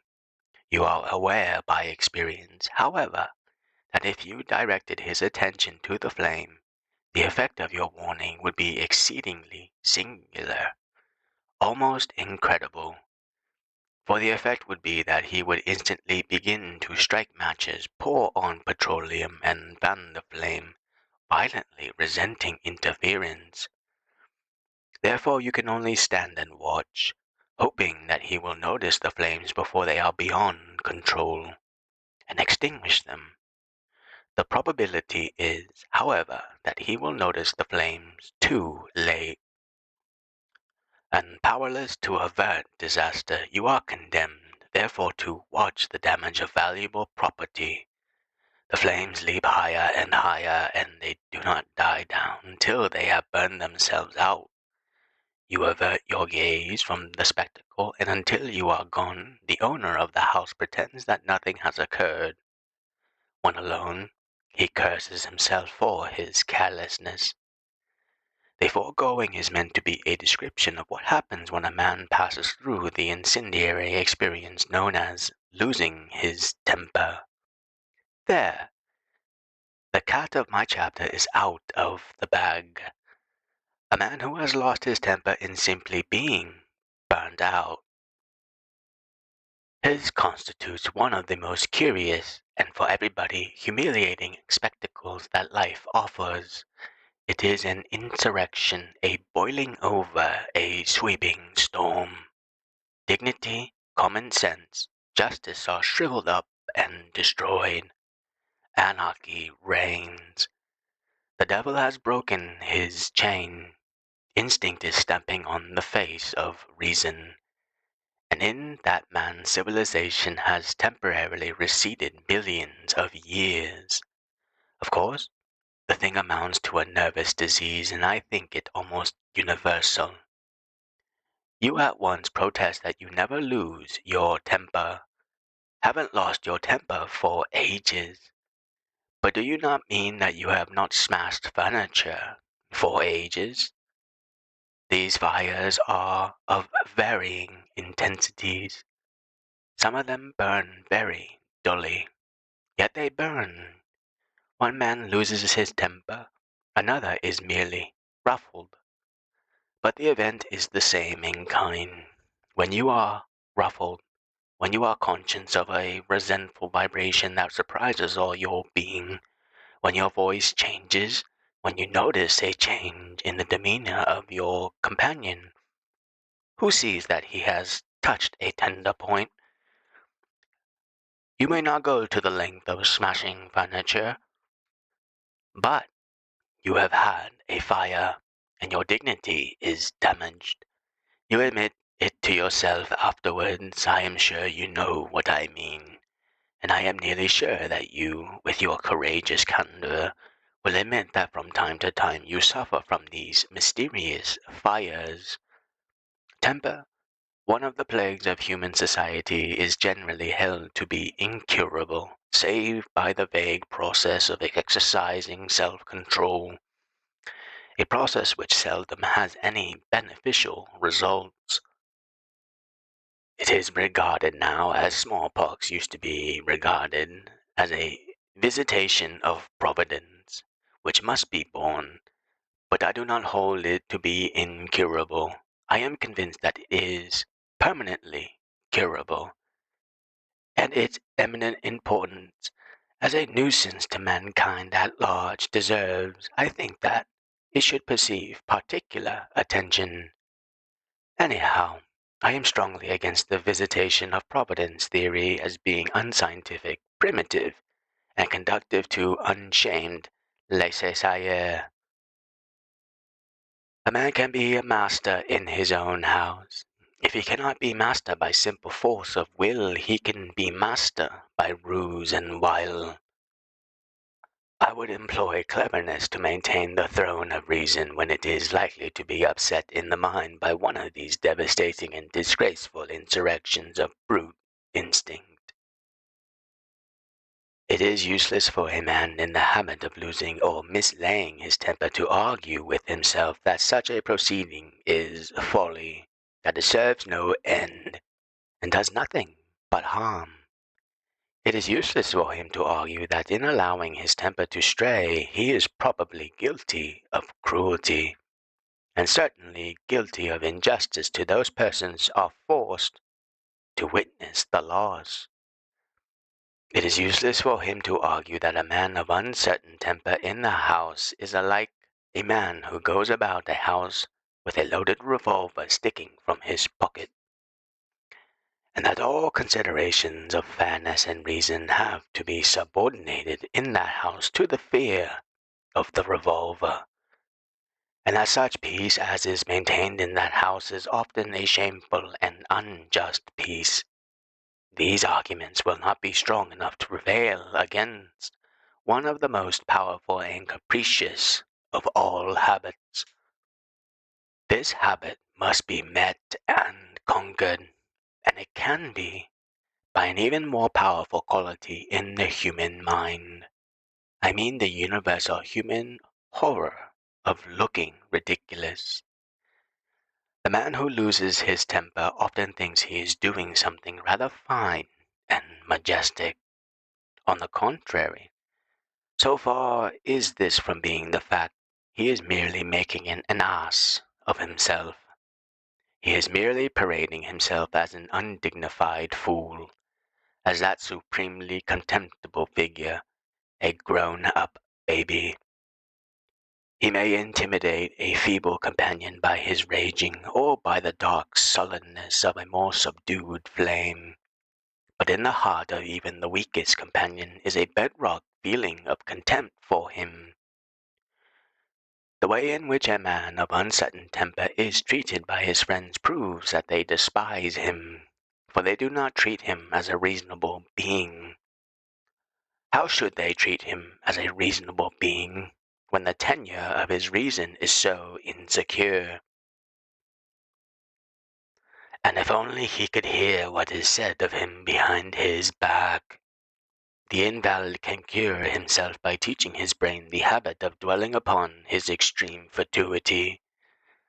Let him concentrate regularly, with the intense fixation upon the ideas. When I lose my temper, when I get ruffled, when that mysterious vibration runs through me, I am making a donkey of myself. A donkey and a donkey.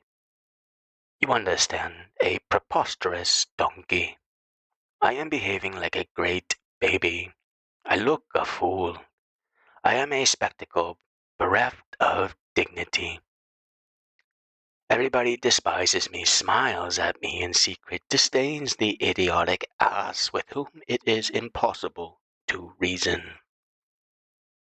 Ordinarily, the invalid disguises from himself this aspect of his disease, and his brain will instinctively avoid it as much as it can. But in hours of calm he can slowly and regularly force his brain by the practice of concentration to familiarize itself with just this aspect, so that in time its instinct will be to think first, and not last, of just this aspect. When he has arrived at that point he is saved. No man who, at the very inception of the fire, is visited with a clear vision of himself as an arrant ass and pitiable object of contempt, will lack the volition to put the fire out. But, be it noted, he will not succeed until he can do it at once. A fire is a fire, and the engines must gallop by themselves out of the station instantly. This means the acquirement of a mental habit. During the preliminary stages of the cure he should, of course, avoid inflammable situations. This is a perfectly simple thing to do if the brain has been disciplined out of its natural forgetfulness. Contents 10. Mischievously overworking it. I have dealt with two general major causes of friction in the daily use of the machine. I will now deal with a minor cause and make an end of mere dailiness. This minor cause, and after all I do not know that its results are so trifling as to justify the epithet minor. It is the straining of the machine by forcing it to do work which it was never intended to do. Although we are incapable of persuading our machines to do effectively that which they are bound to do somehow, we continually overburden them with entirely unnecessary and inept tasks. We cannot, it would seem, let things alone. For example, in the ordinary household, the amount of machine horsepower expended in fighting for the truth is really quite absurd. This pure zeal for the establishment and general admission of the truth is usually termed contradictoriness. But, of course, it is not that. It is something higher. My wife states that the Joneses have gone into a new flat, of which the rent is 165 francs a year. Now, Jones has told me personally that the rent of his new flat is 156 francs a year. I correct my wife. Knowing that she is in the right, she corrects me. She cannot bear that a falsehood should prevail. It is not a question of 9 francs, it is a question of truth. Her enthusiasm for truth excites my enthusiasm for truth. 5 minutes ago I didn't care twopence whether the rent of the Joneses' new flat was 165 or 156 or 1056 a year. But now I care intensely that it is 156. I have formed myself into a select society for the propagating of the truth about the rent of the Joneses' new flat, and my wife has done the same. In eloquence, in argumentative skill, in strict supervision of our tempers, we each of us squander enormous quantities that the HP, which is so precious to us, and the net effect is naught. Now, if one of us too had understood the elementary principles of human engineering, that one would have said, privately, truth is indestructible, truth will out, truth is never in a hurry. If it doesn't come out today, it will come out tomorrow or next year. It can take care of itself. Ultimately, my wife, or my husband, will learn the essential cosmic truth about the rent of the Joneses' new flat. I already know it, and the moment when she, or he, knows it also will be the moment of my triumph. She, or he, will not celebrate my triumph openly.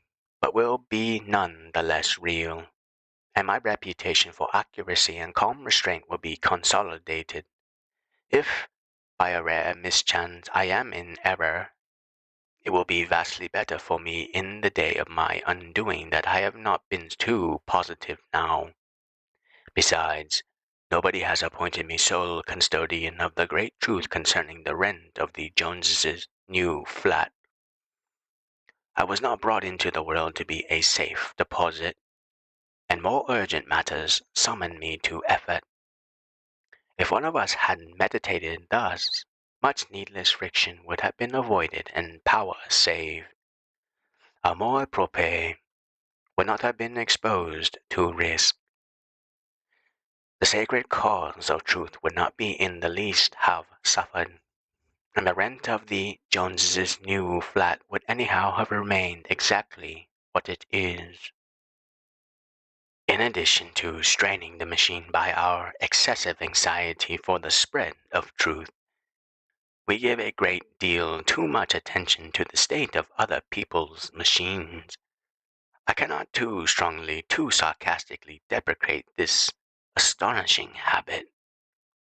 It will be found to be rife in nearly every household and in nearly every office. We are most of us endeavoring to rearrange the mechanism in other heads than our own.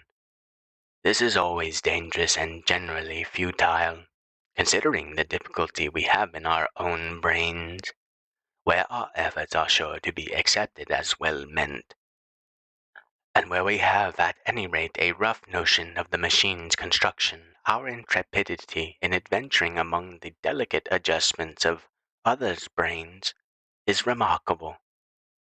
We are cursed by too much of the missionary spirit.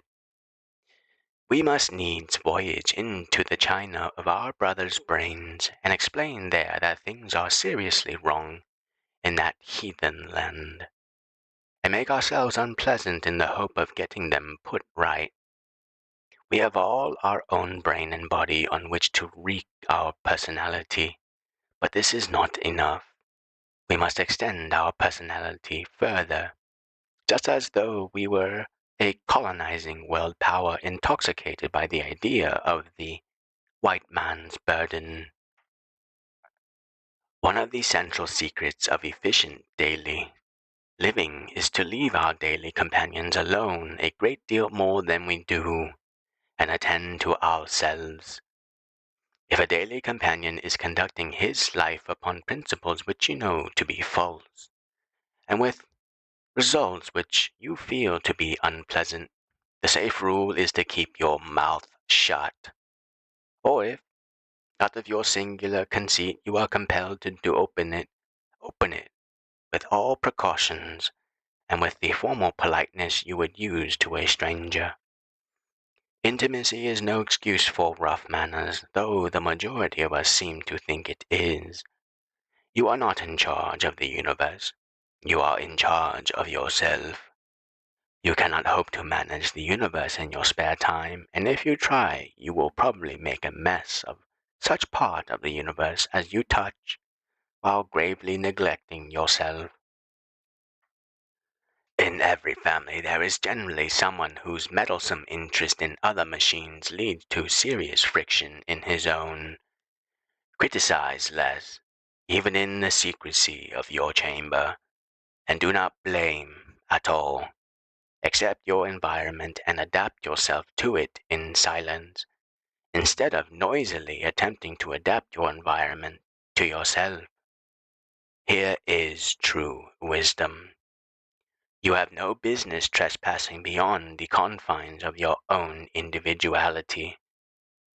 In so trespassing, you are guilty of impertinence. This is obvious. Yet one of the chief activities of home life consists in prancing about at random on other people's private lawns. What I say applies even to the relations between parents and children. And though my precept is exaggerated, it is purposely exaggerated in order effectively to balance the exaggeration in the opposite direction. All individualities other than one's own are part of one's environment. The evolutionary process is going on all right, and they are a portion of it. Treat them as inevitable. To assert that they are inevitable is not to assert that they are unalterable. Only the alteration of them is not primarily your affair. It is theirs. Your affair is to use them as they are, without self-righteousness, blame, or complaint for the smooth furtherance of your own ends. There is no intention here to rob them of responsibility by depriving them of free will while saddling you with responsibility as a free agent. As your environment, they must be accepted as inevitable because they are inevitable. But as centers themselves, they have their own responsibility, which is not yours. The historic question: have we free will, or are we the puppets of determinism, enters now. As a question, it is fascinating and futile. It has never been, and it never will be, settled. The theory of determinism cannot be demolished by argument, but in his heart every man, including the most obstinate supporter of the theory, demolishes it every hour of every day. On the other hand, the theory of free will can be demolished by ratiocination. So much the worse for ratiocination. If we regard ourselves as free agents, and the personalities surrounding us as the puppets of determinism, we shall have arrived at the working compromise from which the finest results of living can be obtained. The philosophic experience of centuries, if it has proved anything, has proved this, and the man who acts upon it in the common, banal contracts and collisions of the difficult experiment which we call daily life will speedily become convinced of its practical worth. Contents 11. An Interlude. For 10 chapters you have stood it, but not without protest. I know the feeling which is in your minds and which has manifested itself in numerous criticisms of my ideas. That feeling may be briefly translated, perhaps, thus. This is all very well, but it isn't true, not a bit. It's only a fairy tale that you have been telling us. Miracles don't happen, etc. I, on my part, have a feeling that unless I take your feeling in hand at once and firmly deal with it, I had better put my shutters up, for you will have got into the way of regarding me simply as a source of idle amusement. Already I can perceive from the expressions of some critics that so far as they are concerned, I might just as well not have written a word. Therefore at this point I pause in order to insist once more upon what I began by saying. The burden of your criticism is, human nature is always the same. I know my faults, but it's useless to tell me about them. I can't alter them. I was born like that. The fatal weakness of this argument is, first, that it is based on a complete falsity, and second, that it puts you in an untenable position. Human nature does change. Nothing can be more unscientific, more hopelessly medieval than to imagine that it does not. It changes like everything else. You can't see it change. True. But then you can see the grass growing, not unless you arise very early. Is human nature the same now as in the days of Babylonian civilization when the social machine was oiled by drenchings of blood? Is it the same now as in the days of Greek civilization when there was no such thing as romantic love between the sexes? It is the same now as it was during the centuries when constant friction had to provide its own cure in the shape of constant war. It is the same now as it was on March 2nd, 1819, when the British government officially opposed a motion to consider the severity of the criminal laws, which included capital punishment for cutting down a tree and other sensible dodges against friction, and were defeated by a majority of only 19 votes. Is it the same now as in the year 1883 when the first SPCC was formed in England? If you consider that human nature is still the same, you should instantly go out and make a bonfire of the works of Spencer, Darwin, and Wallace, and then return to enjoy the purely jocular side of the present volume. If you admit that it has changed, let me ask you how it has changed, unless by the continual infinitesimal efforts upon themselves of individual men like you and me. Did you suppose it was changed by magic, or by acts of parliament, or by the actions of groups on persons and not of persons on groups? Let me tell you that human nature has changed since yesterday. Let me tell you that today reason has a more powerful voice in the directing of instinct than it had yesterday. Let me tell you that today the friction of the machines is less screechy and grinding than it was yesterday. You were born like that, and you can't alter yourself, and so it's no use talking. And if you really believe this, why make any effort at all? Why not let the whole business beautifully slide and yield to your instincts? What object can there be in trying to control yourself in any manner whatever if you are unalterable? Assert yourself to be unalterable, and you assert yourself a fatalist. Assert yourself a fatalist, and you free yourself from all moral responsibility, and other people too. Well, then act upon your convictions if convictions they are. If you can't alter yourself, I can't alter myself. And supposing that I come along and bash you on the head and steal your purse, you can't blame me. You can only, on recovering consciousness, affectionately grasp my hand and murmur, "Don't apologize, my dear fellow. We can't alter ourselves." This, you say, is absurd. It is. That is one of my innumerable points.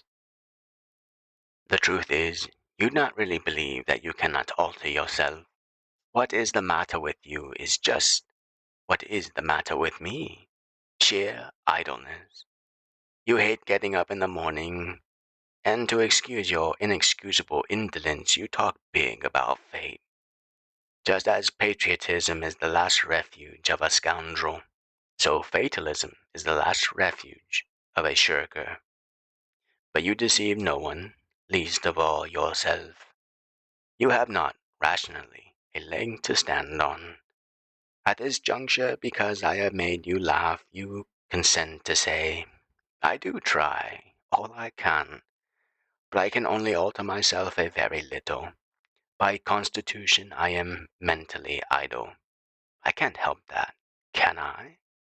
Well, so long as you are not the only absolutely unchangeable thing in a universe of change, I don't mind.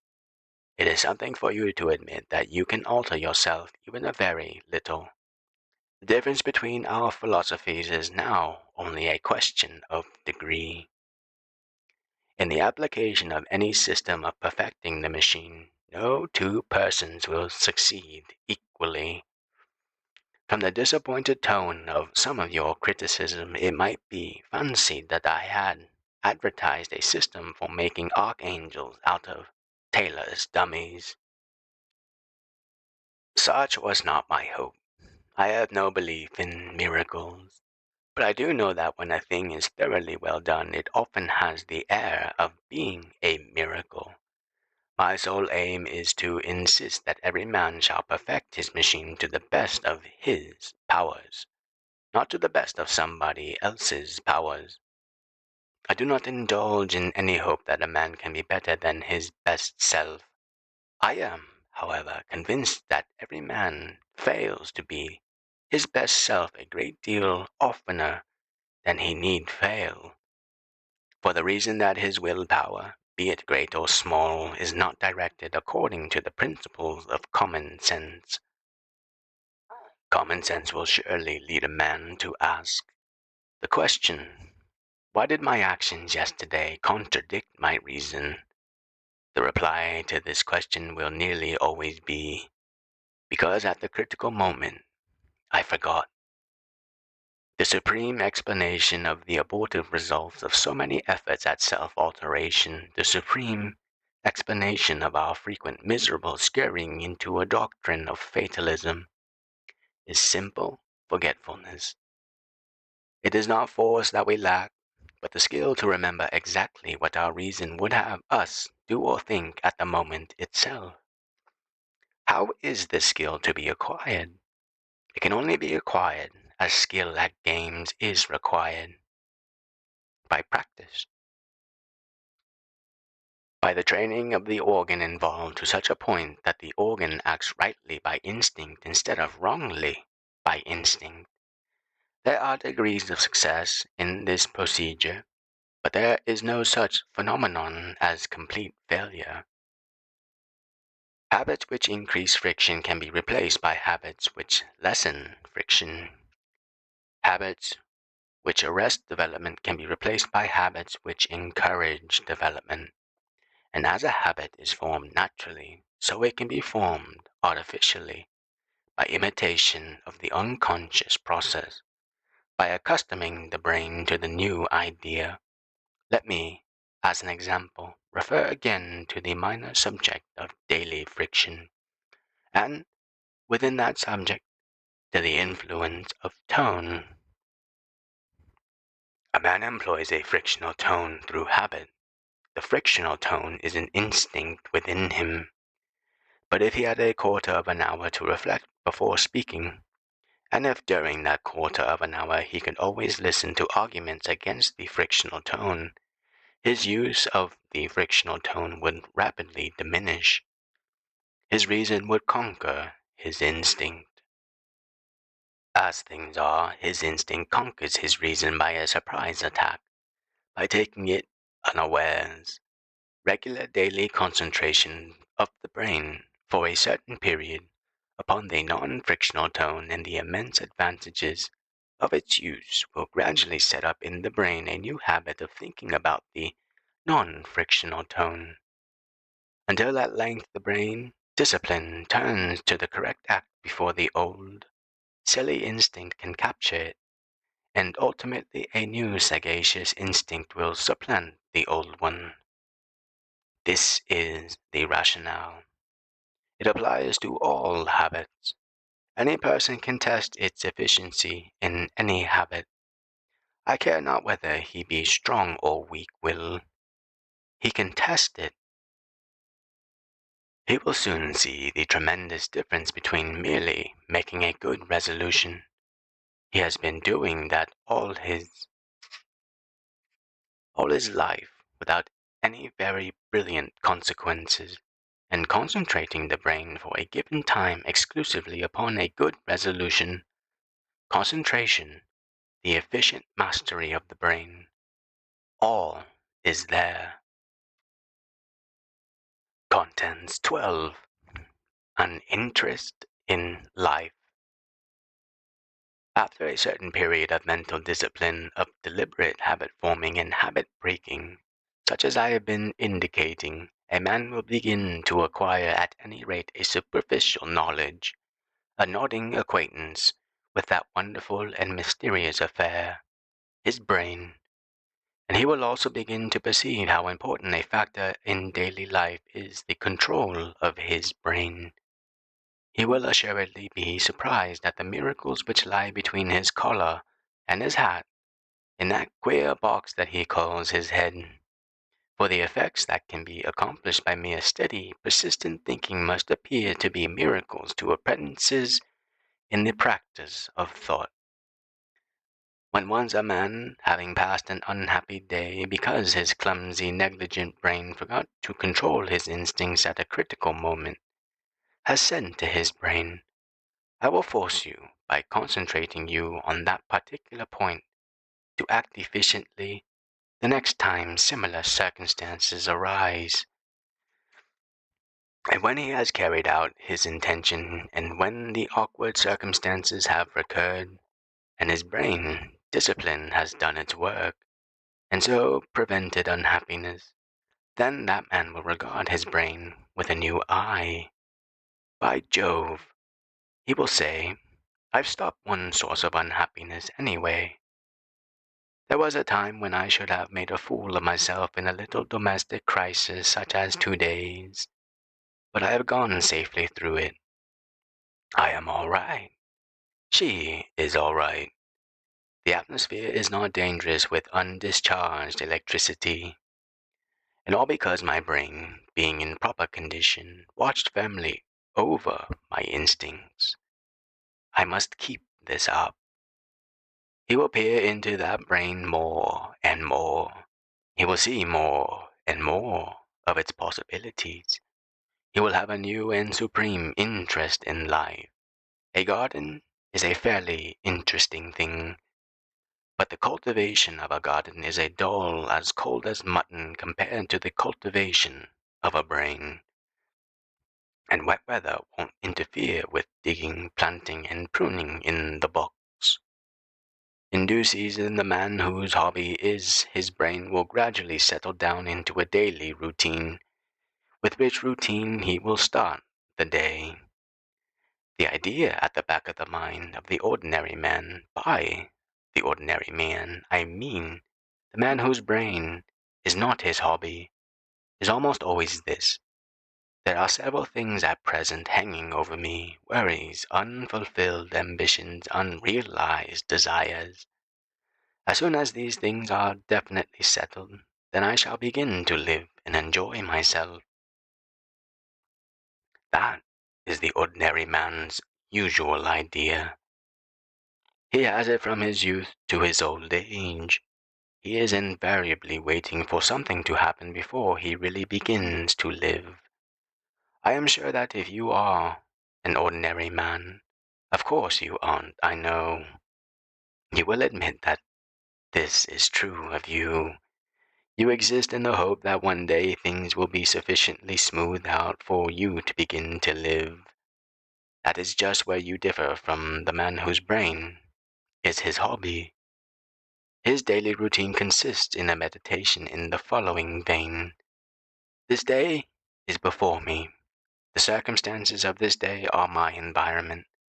They are the material out of which, by means of my brain, I have to live and be happy to refrain from causing unhappiness in other people.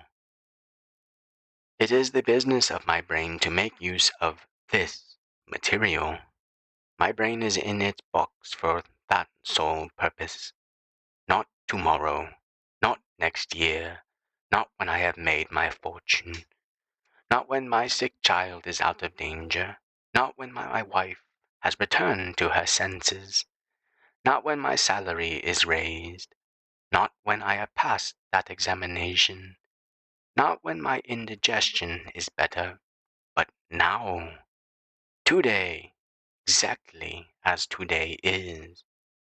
The facts of today, which in my unregeneracy I regarded primarily as anxieties, nuisances, impediments, I now regard as so much raw material from which my brain has to weave a tissue of life that is comely. And then he foresees the day as well as he can. His experience teaches him he will have difficulty, and he administers to his brain the lessons of which it will have most need. He carefully looks the machine over and arranges it specially for the sort of road which he knows that it will have to traverse. And especially he readjusts his point of view, for his point of view is continually getting wrong. He is continually seeing worries where he ought to see material. He may notice, for instance, a patch on the back of his head, and he wonders whether it is the result of age or of disease, or whether it has always been there, and his wife tells him he must call at the chemist's and satisfy himself at once. Frightful nuisance, age, the endless trouble of a capillary complaint. Calling at the chemist's will make him late at the office, etc., etc. But then his skilled, efficient brain intervenes. What peculiarly interesting material this mean and petty circumstance yields for the practice of philosophy and right living. And again, is this to ruffle you? Oh, my soul! Will it serve any end whatever that I should buzz nervously round this circumstance instead of attending to my usual business? I give this as an example of the necessity of adjusting the point of view, and of the manner in which a brain habituated by suitable concentration to correct thinking will come to the rescue in unexpected contingencies. Naturally, it will work with greater certainty in the manipulation of difficulties that are expected, that can be seen coming. And preparation for the expected is, fortunately, preparation for the unexpected. The man who commences his day by a steady contemplation of the dangers which the next 16 hours are likely to furnish, and by arming himself specially against those dangers, has thereby armed himself, though to a less extent, against dangers which he did not dream of. But the routine must be fairly elastic. It may be necessary to commence several days in succession, for a week, or for months, even, with disciplining the brain in one particular detail, to the temporary neglect of other matters. It is astonishing how you can weed every inch of a garden path and keep it in the most meticulous order, and then one morning find it in the very middle of it a lusty, full-grown plant whose roots are positively mortised in granite. All gardeners are familiar with such discoveries, but a similar discovery, though it entails hard labor on him, will not disgust the man whose hobby is his brain, for the discovery in itself is part of the material out of which he has to live. If a man is to turn everything whatsoever into his own calm dignity and happiness, he must make this use even of his own failures.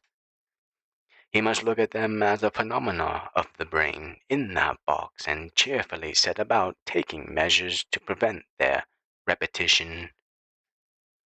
All that happens to him, success or check, will but serve to increase his interest in the contents of that box. I seem to hear you saying, and a fine egotist he will be. Well, he'll be the right sort of egotist. The average man is not half enough of an egotist. If egotism means a terrific interest in oneself, egotism is absolutely essential to efficient living. There is no getting away from that. But if egotism means selfishness, the serious student of the craft of daily living will not be an egotist for more than about a year. In a year, he will have proved the ineptitude of egotism. Content 13. Success and Failure. I am sadly aware that these brief chapters will be apt to convey, especially to the trustful, enthusiastic reader, a false impression, the impression of simplicity, and that when experience has roughly corrected this impression, the said reader, unless he is most solemnly warned, may abandon the entire enterprise in a fit of disgust, and forever afterwards maintain a cynical, impolite attitude towards all theories of controlling the human machine. Now, the enterprise is not a simple one. It is based on one simple principle, the conscious discipline of the brain by selected habits of thought. But it is just about as complicated as anything well could be. Advanced golf is child's play compared to it. The man who briefly says to himself, I will get up at 8, and from 8:30 to 9 I will examine and control my brain, and so my life will at once be instantly improved out of recognition. That man is destined to unpleasant surprises. Progress will be slow. Progress may appear to be quite rapid at first, and then a period of futility may set in, and the would-be vanquisher of his brain may suffer a series of the most deadly defeats, and in his pessimism he may imagine that all his pains have gone for nothing, and that the unserious loungers in exhibition gardens and readers of novels in parlors are in the right of it after all.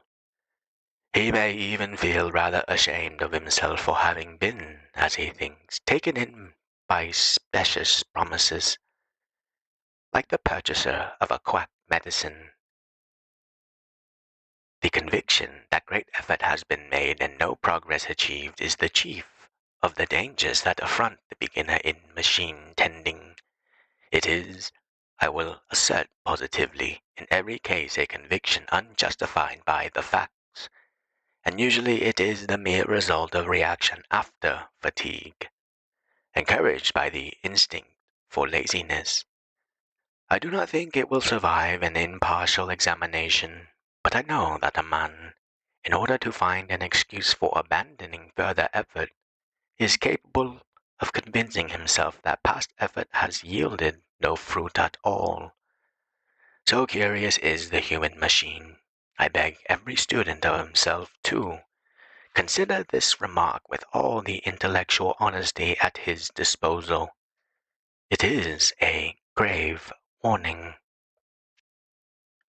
When the machine tender observes that he is frequently changing his point of view, when he notices that what he regarded as the kernel of the difficulty yesterday has sunk into a triviality today, being replaced by a fresh phenomenon, when he arises one morning and by means of a new, unexpected glimpse into the recesses of the machine perceives that hitherto he has been quite wrong and must begin again, when he wonders how on earth he could have been so blind and so stupid as to not see what now he sees, when the new vision is veiled by new disappointments and narrowed by continual reservations, when he is overwhelmed by the complexity of his undertaking, then let him enhearten himself, for he is succeeding.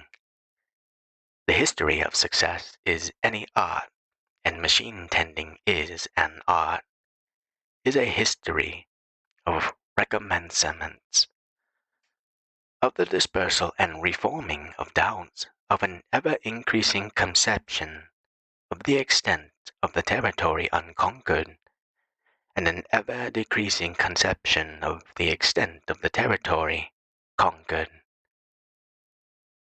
It is remarkable that, though no enterprise could possibly present more diverse and changeful excitements than the mastering of the brain, the second great danger which threatens its ultimate success is nothing but a mere drying up of enthusiasm for it. One would have thought that in an affair which concerned him so nearly, in an affair whose results might be in a very strict sense vital to him, in an affair upon which his happiness and misery might certainly turn, a man would not weary from sheer tedium. Nevertheless, it is so. Again and again I have noticed the abandonment, temporary or permanent, of this mighty and thrilling enterprise from simple lack of interest. And I imagine that, in practically all cases save those in which an exceptional original force of will renders the enterprise scarcely necessary, the interest in it will languish unless it is regularly nourished from without. Now, The interest in it cannot be nourished from without by means of conversation with other brain tamers.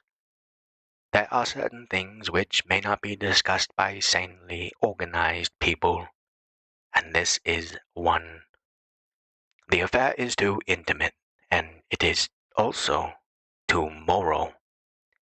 Even after only a few minutes' vocalization on this subject, a deadly infection seems to creep into the air. The infection of priggishness.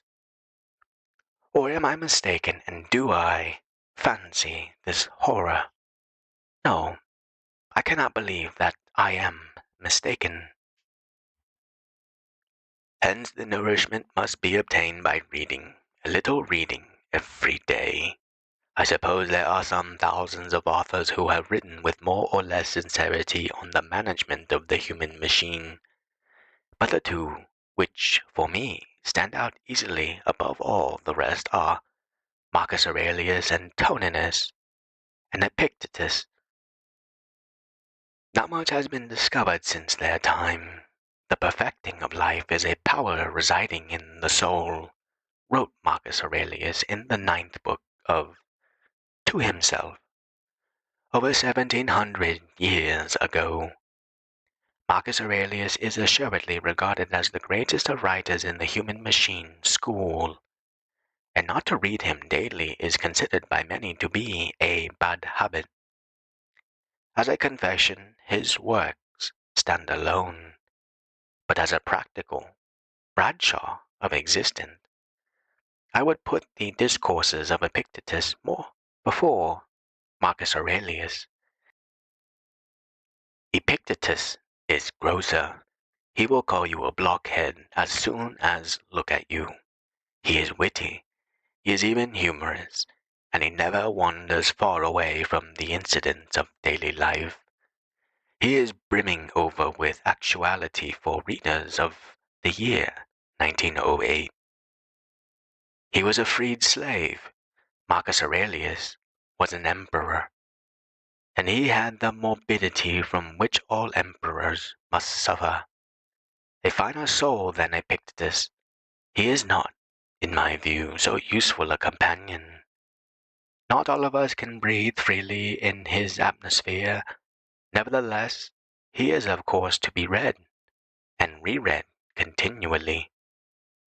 When you have gone through Epictetus, a single page or paragraph per day, well masticated and digested, suffices.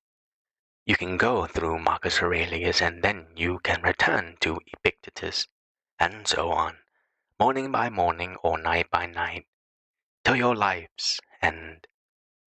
And it will conserve your interest in yourself. In the matter of concentration, I hesitate to recommend Miss Annie Besant's thought power, and yet I should be possibly unjust if I did not recommend it, having regard to its immense influence on myself. It is not one of the best books of this astounding woman. It is addressed to theosophists, and can only be completely understood in the light of a theosophistic doctrine. To grasp it all, I found myself obliged to study a much larger work dealing with theosophy as a whole. It contained an appreciable quantity of what strikes me as feeble sentimentalism, and also a lot of sheer dogma.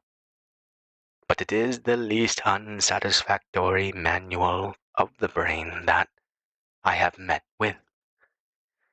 And if the profane reader ignores all that is either Greek or twaddle to him, there will yet remain for his advantage a vast amount of very sound information and advice.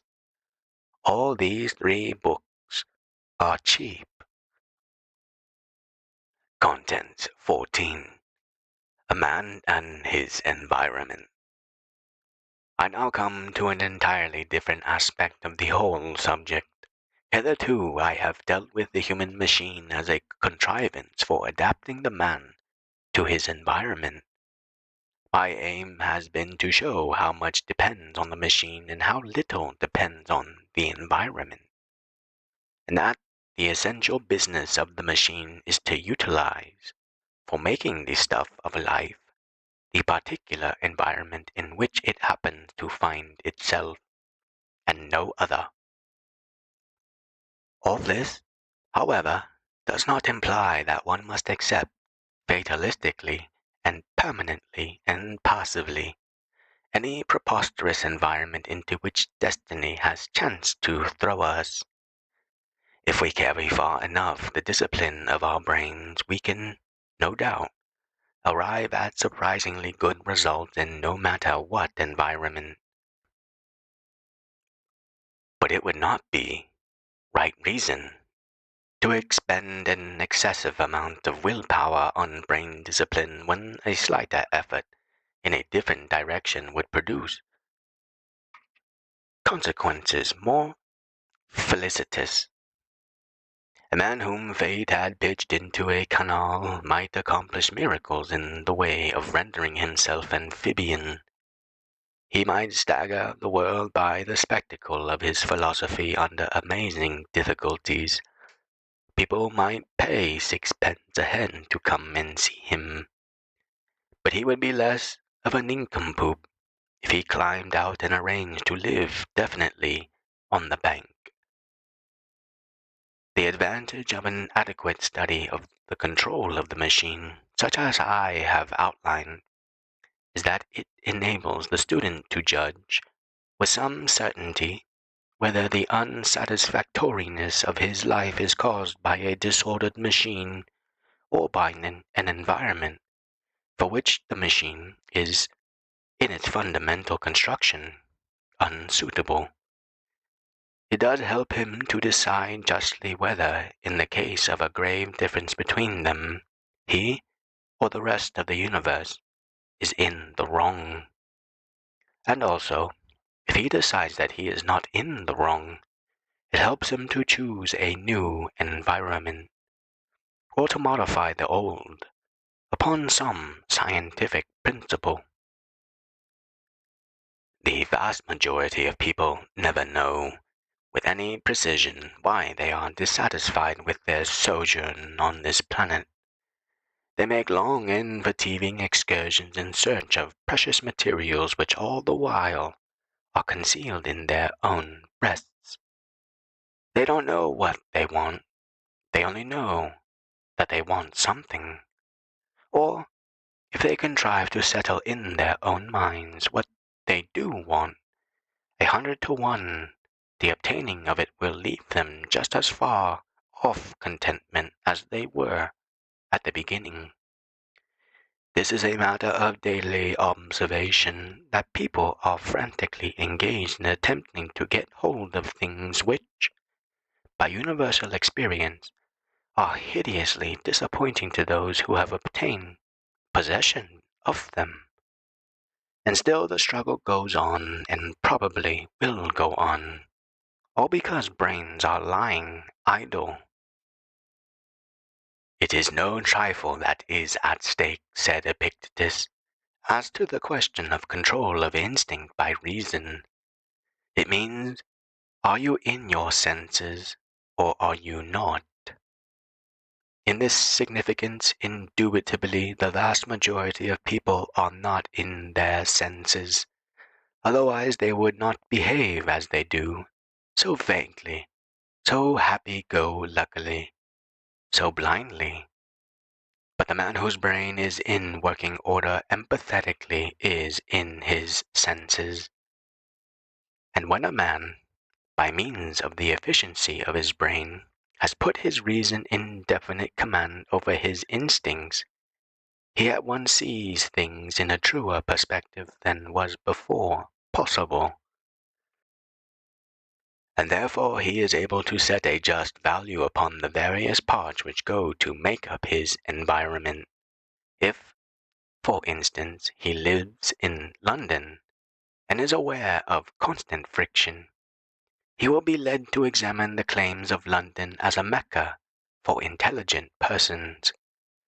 He may say to himself, there is something wrong, and the seat of trouble is not in the machine.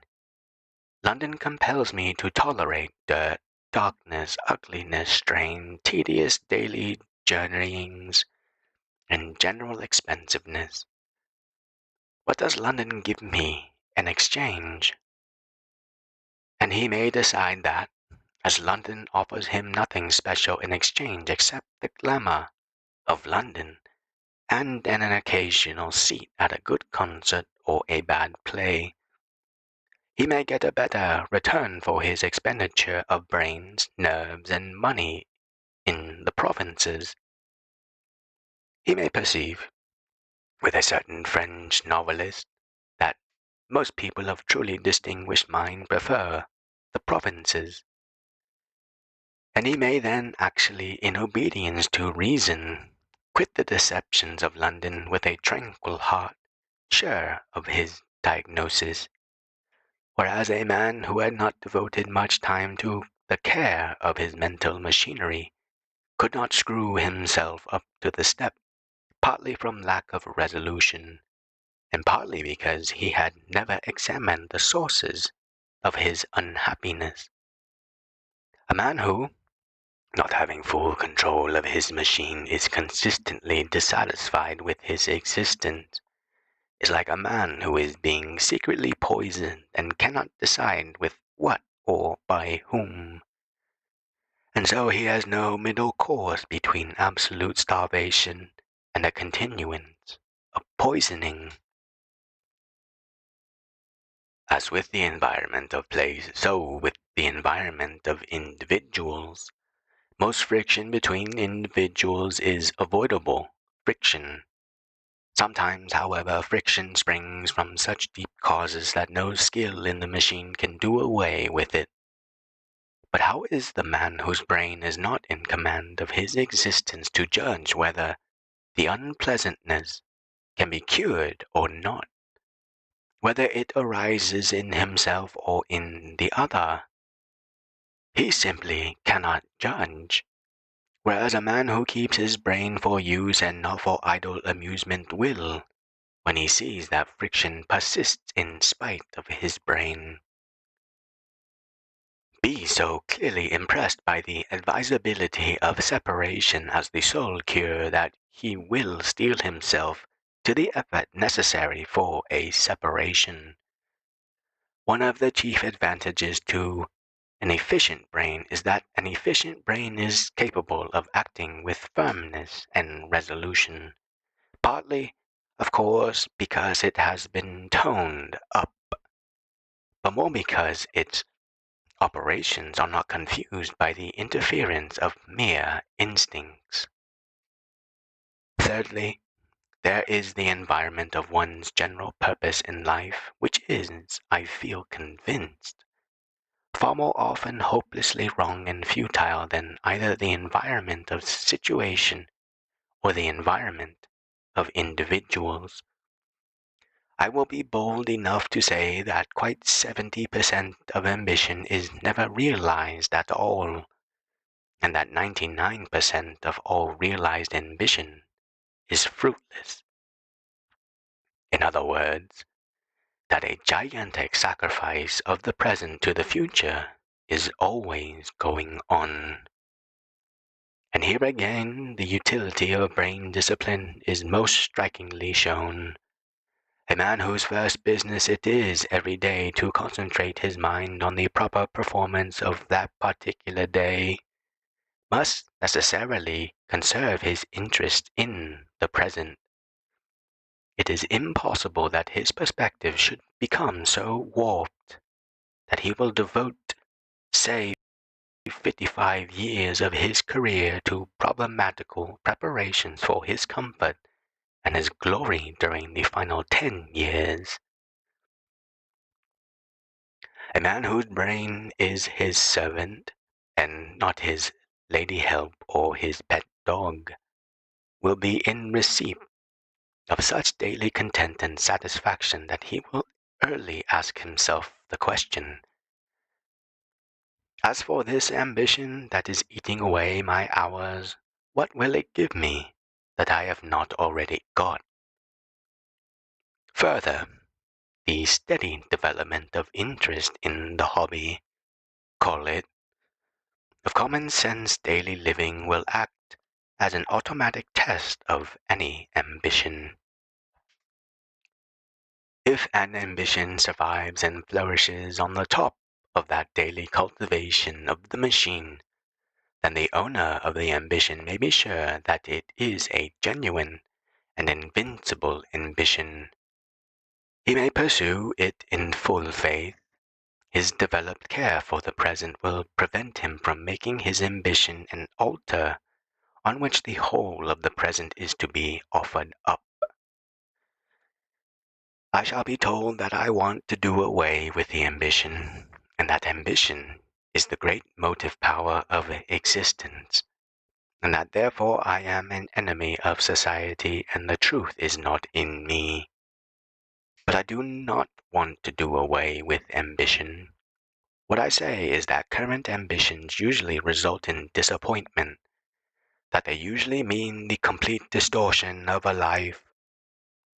This is an incontestable fact, and the reason of it is that ambitions are chosen either without knowledge of their real value or without knowledge of what they will cost. A disciplined brain will at once show the unnecessariness of most ambitions and will ensure that the remainder shall be conducted with reason.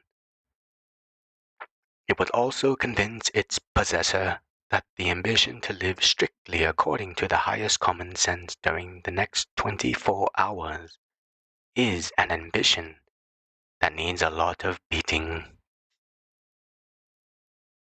Contents 15. L.S.D.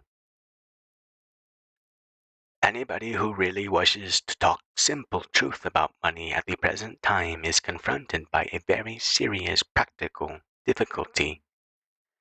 He must put himself in opposition to the overwhelming body of public opinion and resign himself to being regarded either as a poser, a crank, or a fool.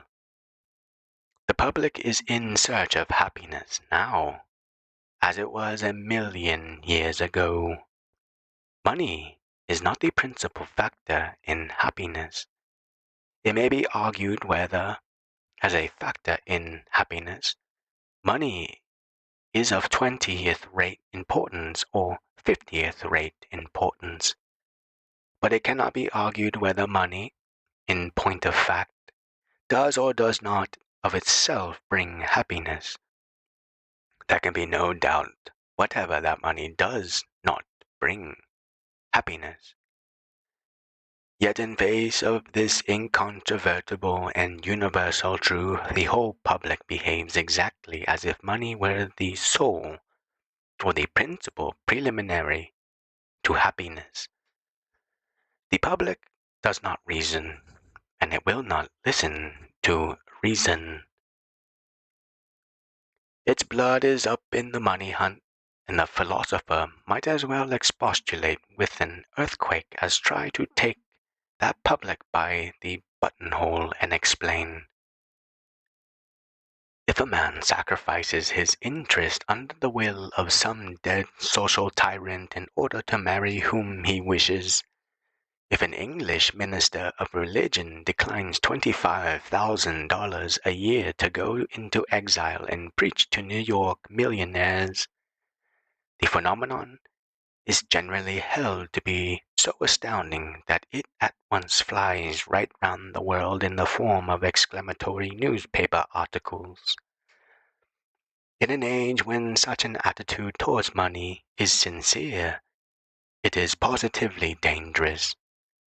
I doubt if it may not be harmful to persist with loud obstinacy that money, instead of being the greatest, is the least thing in the world. In times of high military excitement, a man may be ostracized if not lynched for uttering opinions which everybody will accept as truisms a couple of years later. And thus the wise philosopher holds his tongue, lest it should be cut out. So, at the zenith of a period when the possession of money in absurd masses is an infallible means to the general respect. I have no intention either of preaching or of practicing quite all that I privately believe in the matter of riches. It was not always thus. Though there have been previous ages as lustful for wealth and ostentation as our own, there have also been ages when money-getting and millionaire envying were not the sole preoccupations of the average man. And such an age will undoubtedly succeed to ours. Few things would surprise me less, in social life, than the upspringing of some anti-luxury movement, the formation of some league or guild among the middling classes, where alone intellect is to be found in quantity, the members of which would bind themselves to stand aloof from all the great, silly, banal, ugly, and tedious lux activities of the time, and not to spend more than a certain sum per annum on eating, drinking, covering their bodies, and being moved about like parcels from one spot of the earth's surface to another. Such a movement would, and will, help towards the formation of an opinion which would condemn lavish expenditure on personal satisfactions as bad form. However, the shareholders of grand hotels, restaurants, and race courses of all sorts, together with popular singers and barristers, etc., need feel no immediate alarm. The movement is not yet.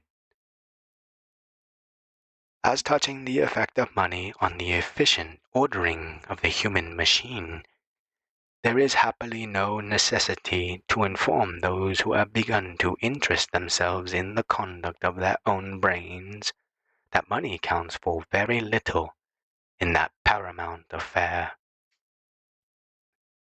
Nothing that really helps towards perfection costs more than is within the means of every person who reads these pages.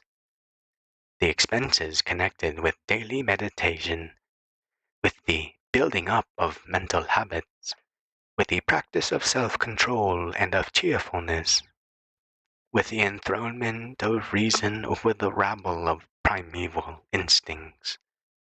These expenses are really, trifling.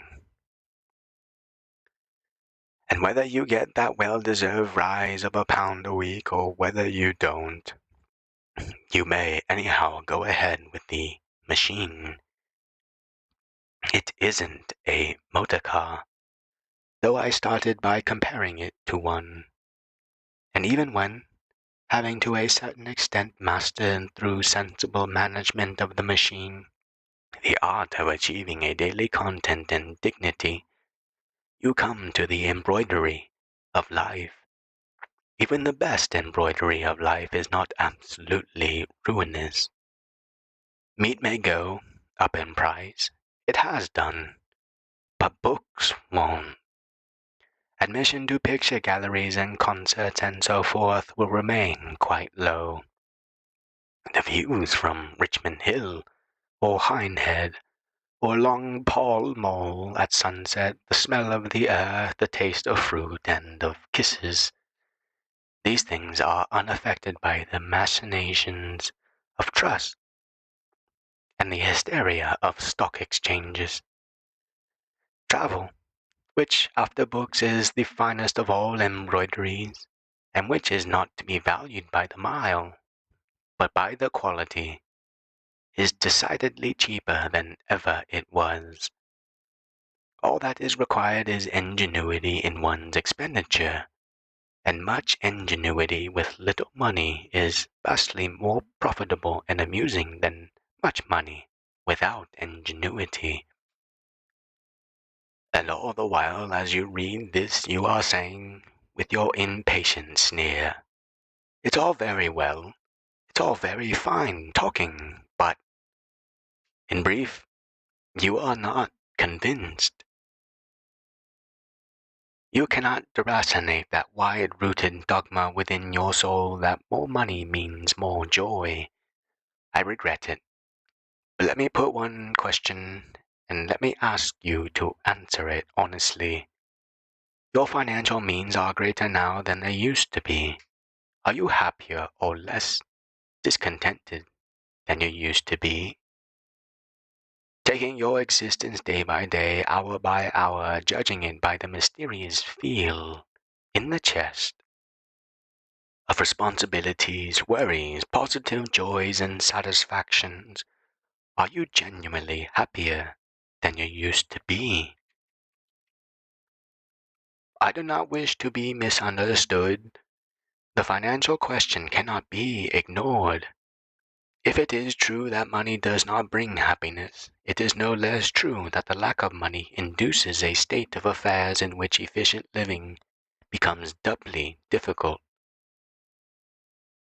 These two propositions, superficially perhaps self-contradictory, are not really so.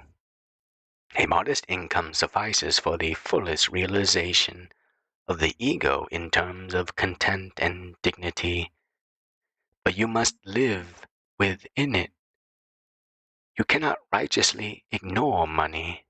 A man, for instance, who cultivates himself and instructs a family of daughters in everything except the ability to earn their own livelihood, and then has the impudence to die suddenly without leaving a penny. That man is a scoundrel. 90, or should I say 99% of all those anxieties which render proper living almost impossible are caused by the habit of walking on the edge of one's income, as one might walk on the edge of a precipice. The majority of Englishmen have some financial worry or other continually, everlastingly at the back of their minds. The sacrifice necessary to abolish this condition of things is more apparent than real. All spending is a matter of habit.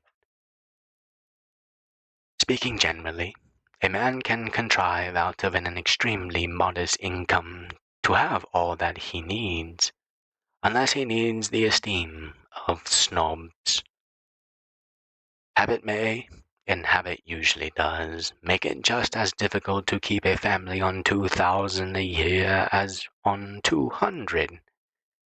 I suppose that for the majority of men the suspension of income for a single month would mean either bankruptcy, the usurer, or acute inconvenience. Impossible under such circumstances to be in full and independent possession of one's immortal soul. Hence I should be inclined to say that the first preliminary to a proper control of the machine is the habit of spending decidedly less than one earns or receives. The veriest automaton of a clerk ought to have the wherewithal of a whole year as a shield against the caprices of his employer. It would be as reasonable to expect the inhabitants of an unfortified city in the midst of a plain occupied by a hostile army to apply themselves successfully to the study of logarithms or metaphysics, as to expect a man without a year's income in his safe to apply himself successfully to the true art of living. And the whole secret of relative freedom from financial anxiety lies not in income, but in expenditure. I am ashamed to utter this antique platitude, but like most aphorisms of unassailable wisdom, it is completely ignored. You say, of course, that is not easy to leave a margin between your expenditure and your present income. I know it. I fraternally shake your hand. Still, it is, in most cases, far easier to lessen one's expenditure than to increase one's income without increasing one's expenditure. The alternative is before you. However you decide, Be assured that the foundation of philosophy is a margin, and that the margin can always be had. Content 16. Reason. Reason. In conclusion, I must insist upon several results of what I may call the intensive culture of the reason. The brain will not only grow more effectively powerful in the departments of life where the brain is supposed to specially to work, but it will also enlarge the circle of its activities. It will assuredly interfere in everything. The student of himself must necessarily conduct his existence more and more according to the views of his brain.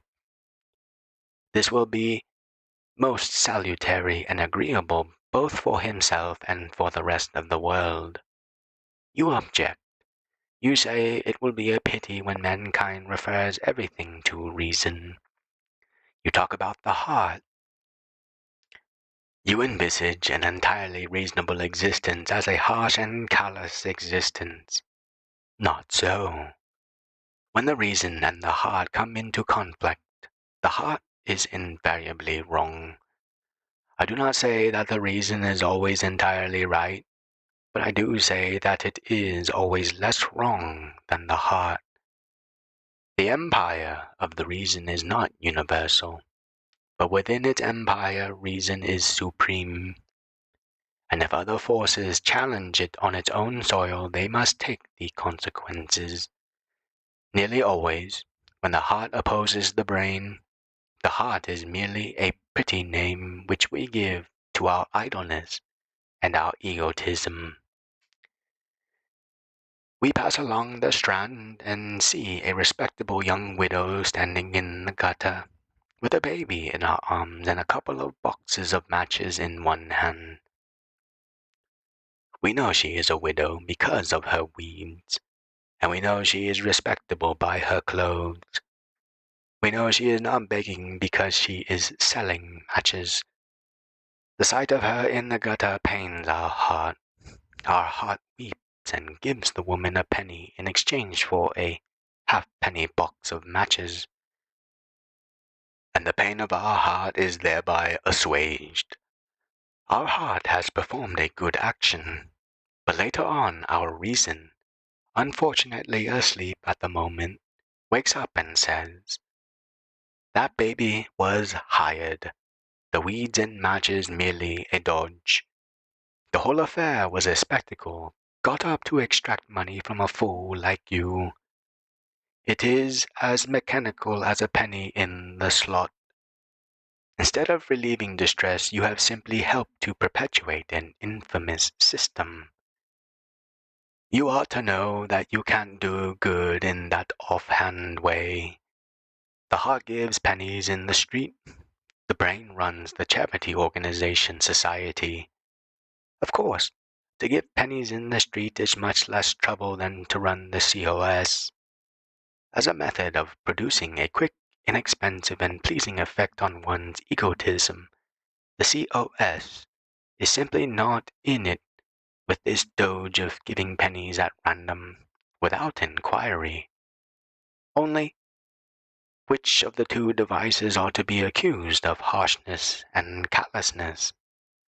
Which of them is truly kind?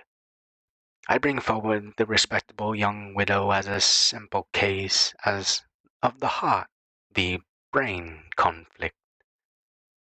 All other cases are the same. The brain is always more kind than the heart. The brain is always more willing than the heart to put itself to a great deal of trouble for a very little reward. The brain always does the difficult, unselfish thing, and the heart always does the facile, showy thing. Naturally, the result of the brain's activity on society is always more advantageous than the result of the heart's activity. Another point. I have tried to show that if the reason is put in command of the feelings, it is impossible to assume an attitude of blame towards any person whatsoever for any act whatsoever. The habit of blaming must depart absolutely. It is no argument against this statement that it involves anarchy and the demolition of society. Even if it did, which empathetically it does not, that would not affect its truth. All great truths have been assailed on the ground that to accept them meant the end of everything, as if that mattered. As I make no claim to be the discoverer of this truth, I have no hesitation in announcing it to be one of the most important truths that the world has yet to learn. However, the real reason why many people object to this truth is not because they think it involves the utter demolition of society.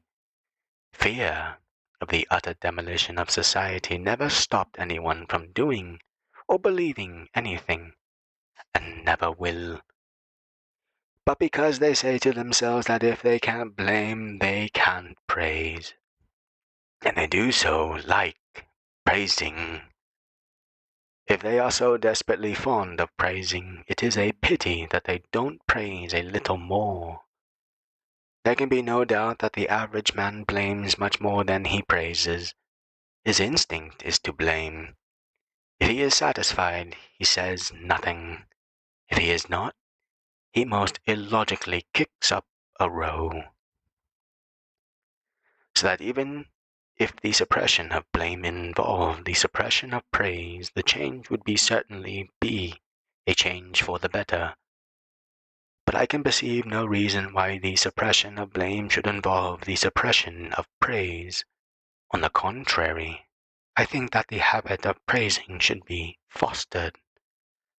I do not suggest the occasional use of trowels, but the regular use of salt spoons. Anyhow, the triumph of the brain over the natural instincts in an ideally organized man, the brain and the natural instincts will never have even a tiff, always means the ultimate triumph of kindness. And further, the culture of the brain, the constant disciplinary exercise of the reasoning faculty, means the diminution of misdeeds. Do not imagine I am hinting that you are on the verge of murdering your wife or breaking into your neighbor's house. Although you personally are guiltless, there is a good deal of sin still committed in your immediate vicinity, said Balzac in La Cousine Bette. A crime is in the first instant a defect of reasoning powers. In the appreciation of this truth, Marcus Aurelius was, as usual, a bit beforehand with Balzac. Marcus Aurelius said, "No soul wilfully misses truth," and Epictetus had come to the same conclusion before Marcus Aurelius, and Plato before Epictetus. All wrongdoing is done in the sincere belief that it is the best thing to do. Whatever sin a man does, he does either for his own benefit or for the benefit of society. At the moment of doing it, he is convinced that it is the only thing to do. He is mistaken.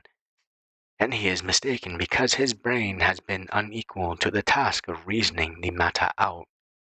Passion, the heart, is responsible for all crimes.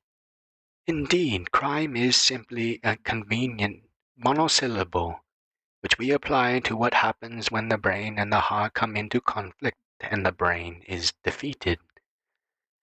That transaction of the matches was a crime, you know.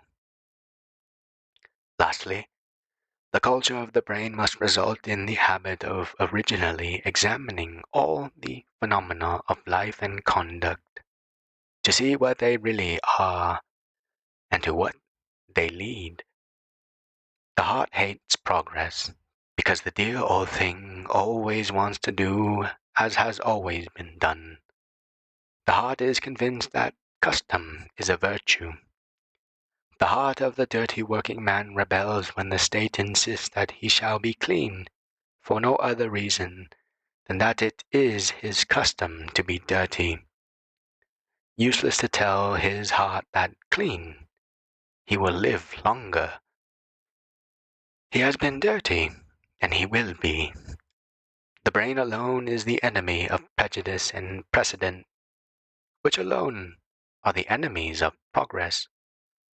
And this habit of originally examining phenomena is perhaps the greatest factor that goes to the making of personal dignity, for it fosters reliance on oneself and courage to accept the consequences of the act of reasoning.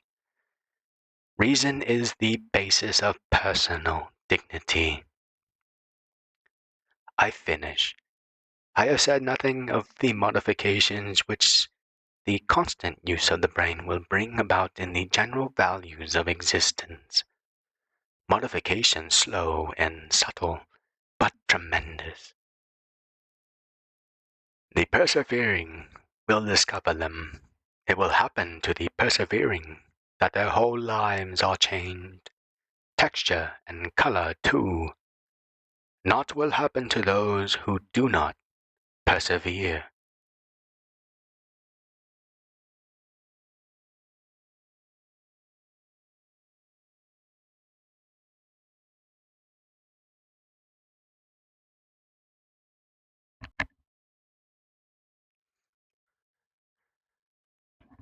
And here is my ending entries on the book Mental Efficiency by Arnold Bennett.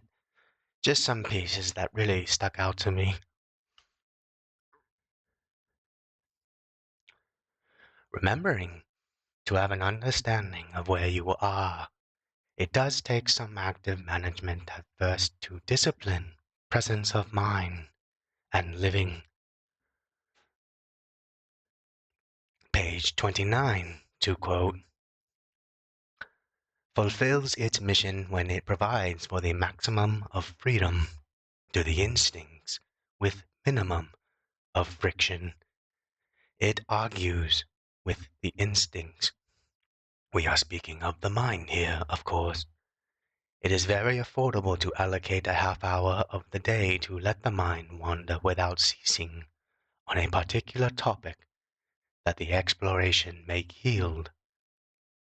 And to put in short what that quote also sounds like, the path of least resistance. Page 67. In Contents 9, the passage I will take is, to quote, one man loses his temper, another is merely ruffled. But the event is the same kind. When you are ruffled, when you are conscious of a resentful vibration that surprises all your being, when your voice changes, when you notice a change in the demeanor of your companion, who sees that he has touched a tender point, you may not go to the length of smashing furniture, but you have had a fire, and your dignity is damaged.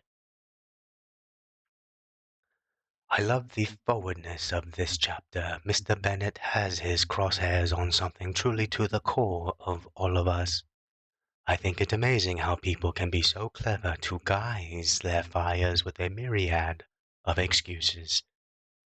An observation of mine, along with prior personal experience. In our modern existence, someone who can keep their temper may find themselves victim to others' testing. Peace can be uncomfortable for people who often have many fires. It can upset their bandwidth because their mind is conditioned for interpreting chaos. I speak to you, men. You may be regarded as boring, not exciting, not adventurous, or the nice guy in particular by the opposite sex. And some people do just want to watch the world burn. Fuel, ignition, and oxygen are the three components necessary to have a fire. Mr. Bennett is absolutely right to be present with an administrative role of oneself to see the combinations, as well as being aware of which way the wind is blowing. We have too many compounding potentiates to draw that impulsive instinct out. The design, however, works. Page 72, entry from Contents 10, Mischievously Overworking It. This particular volume is near 100 years old, and I can find easy resonation with this chapter. Take news corporations and social media of today. These entities and the users mischievously design their content to overwork the mind of its audience. The news has a distribution system for milking a story across time under the protection of the First Amendment, and that we are simply the news. Content creators sell their bodies, ridiculous stunts, opinions, etc. Mechanisms that we find ourselves constantly having to go to them. They want us involved in their business. This reminds me of a particular case in Ernest Dimnett's book, From a Paris Balcony, a chapter that explains how a murder case that spanned the length of 2 years and the defendant, Landru, made quite a fool of his character that newspapers could not satiate their fill. Article after article distributed weekly inflated the case to a spectacle. It garnered the attention of high society, and then society followed. Bejeweled hands, celebrities, a Chinese ambassador, and a couple of Persian princes attended the court. Buffets and events filled every available corner. It took a magistrate to incur and remind everyone that when these doors open again, it is likely to the condemnation of this man to death. These mechanisms of enticing our mental capacity and capital are very effective, and most people are awed by this rediscovery of fire. In short, the next current thing.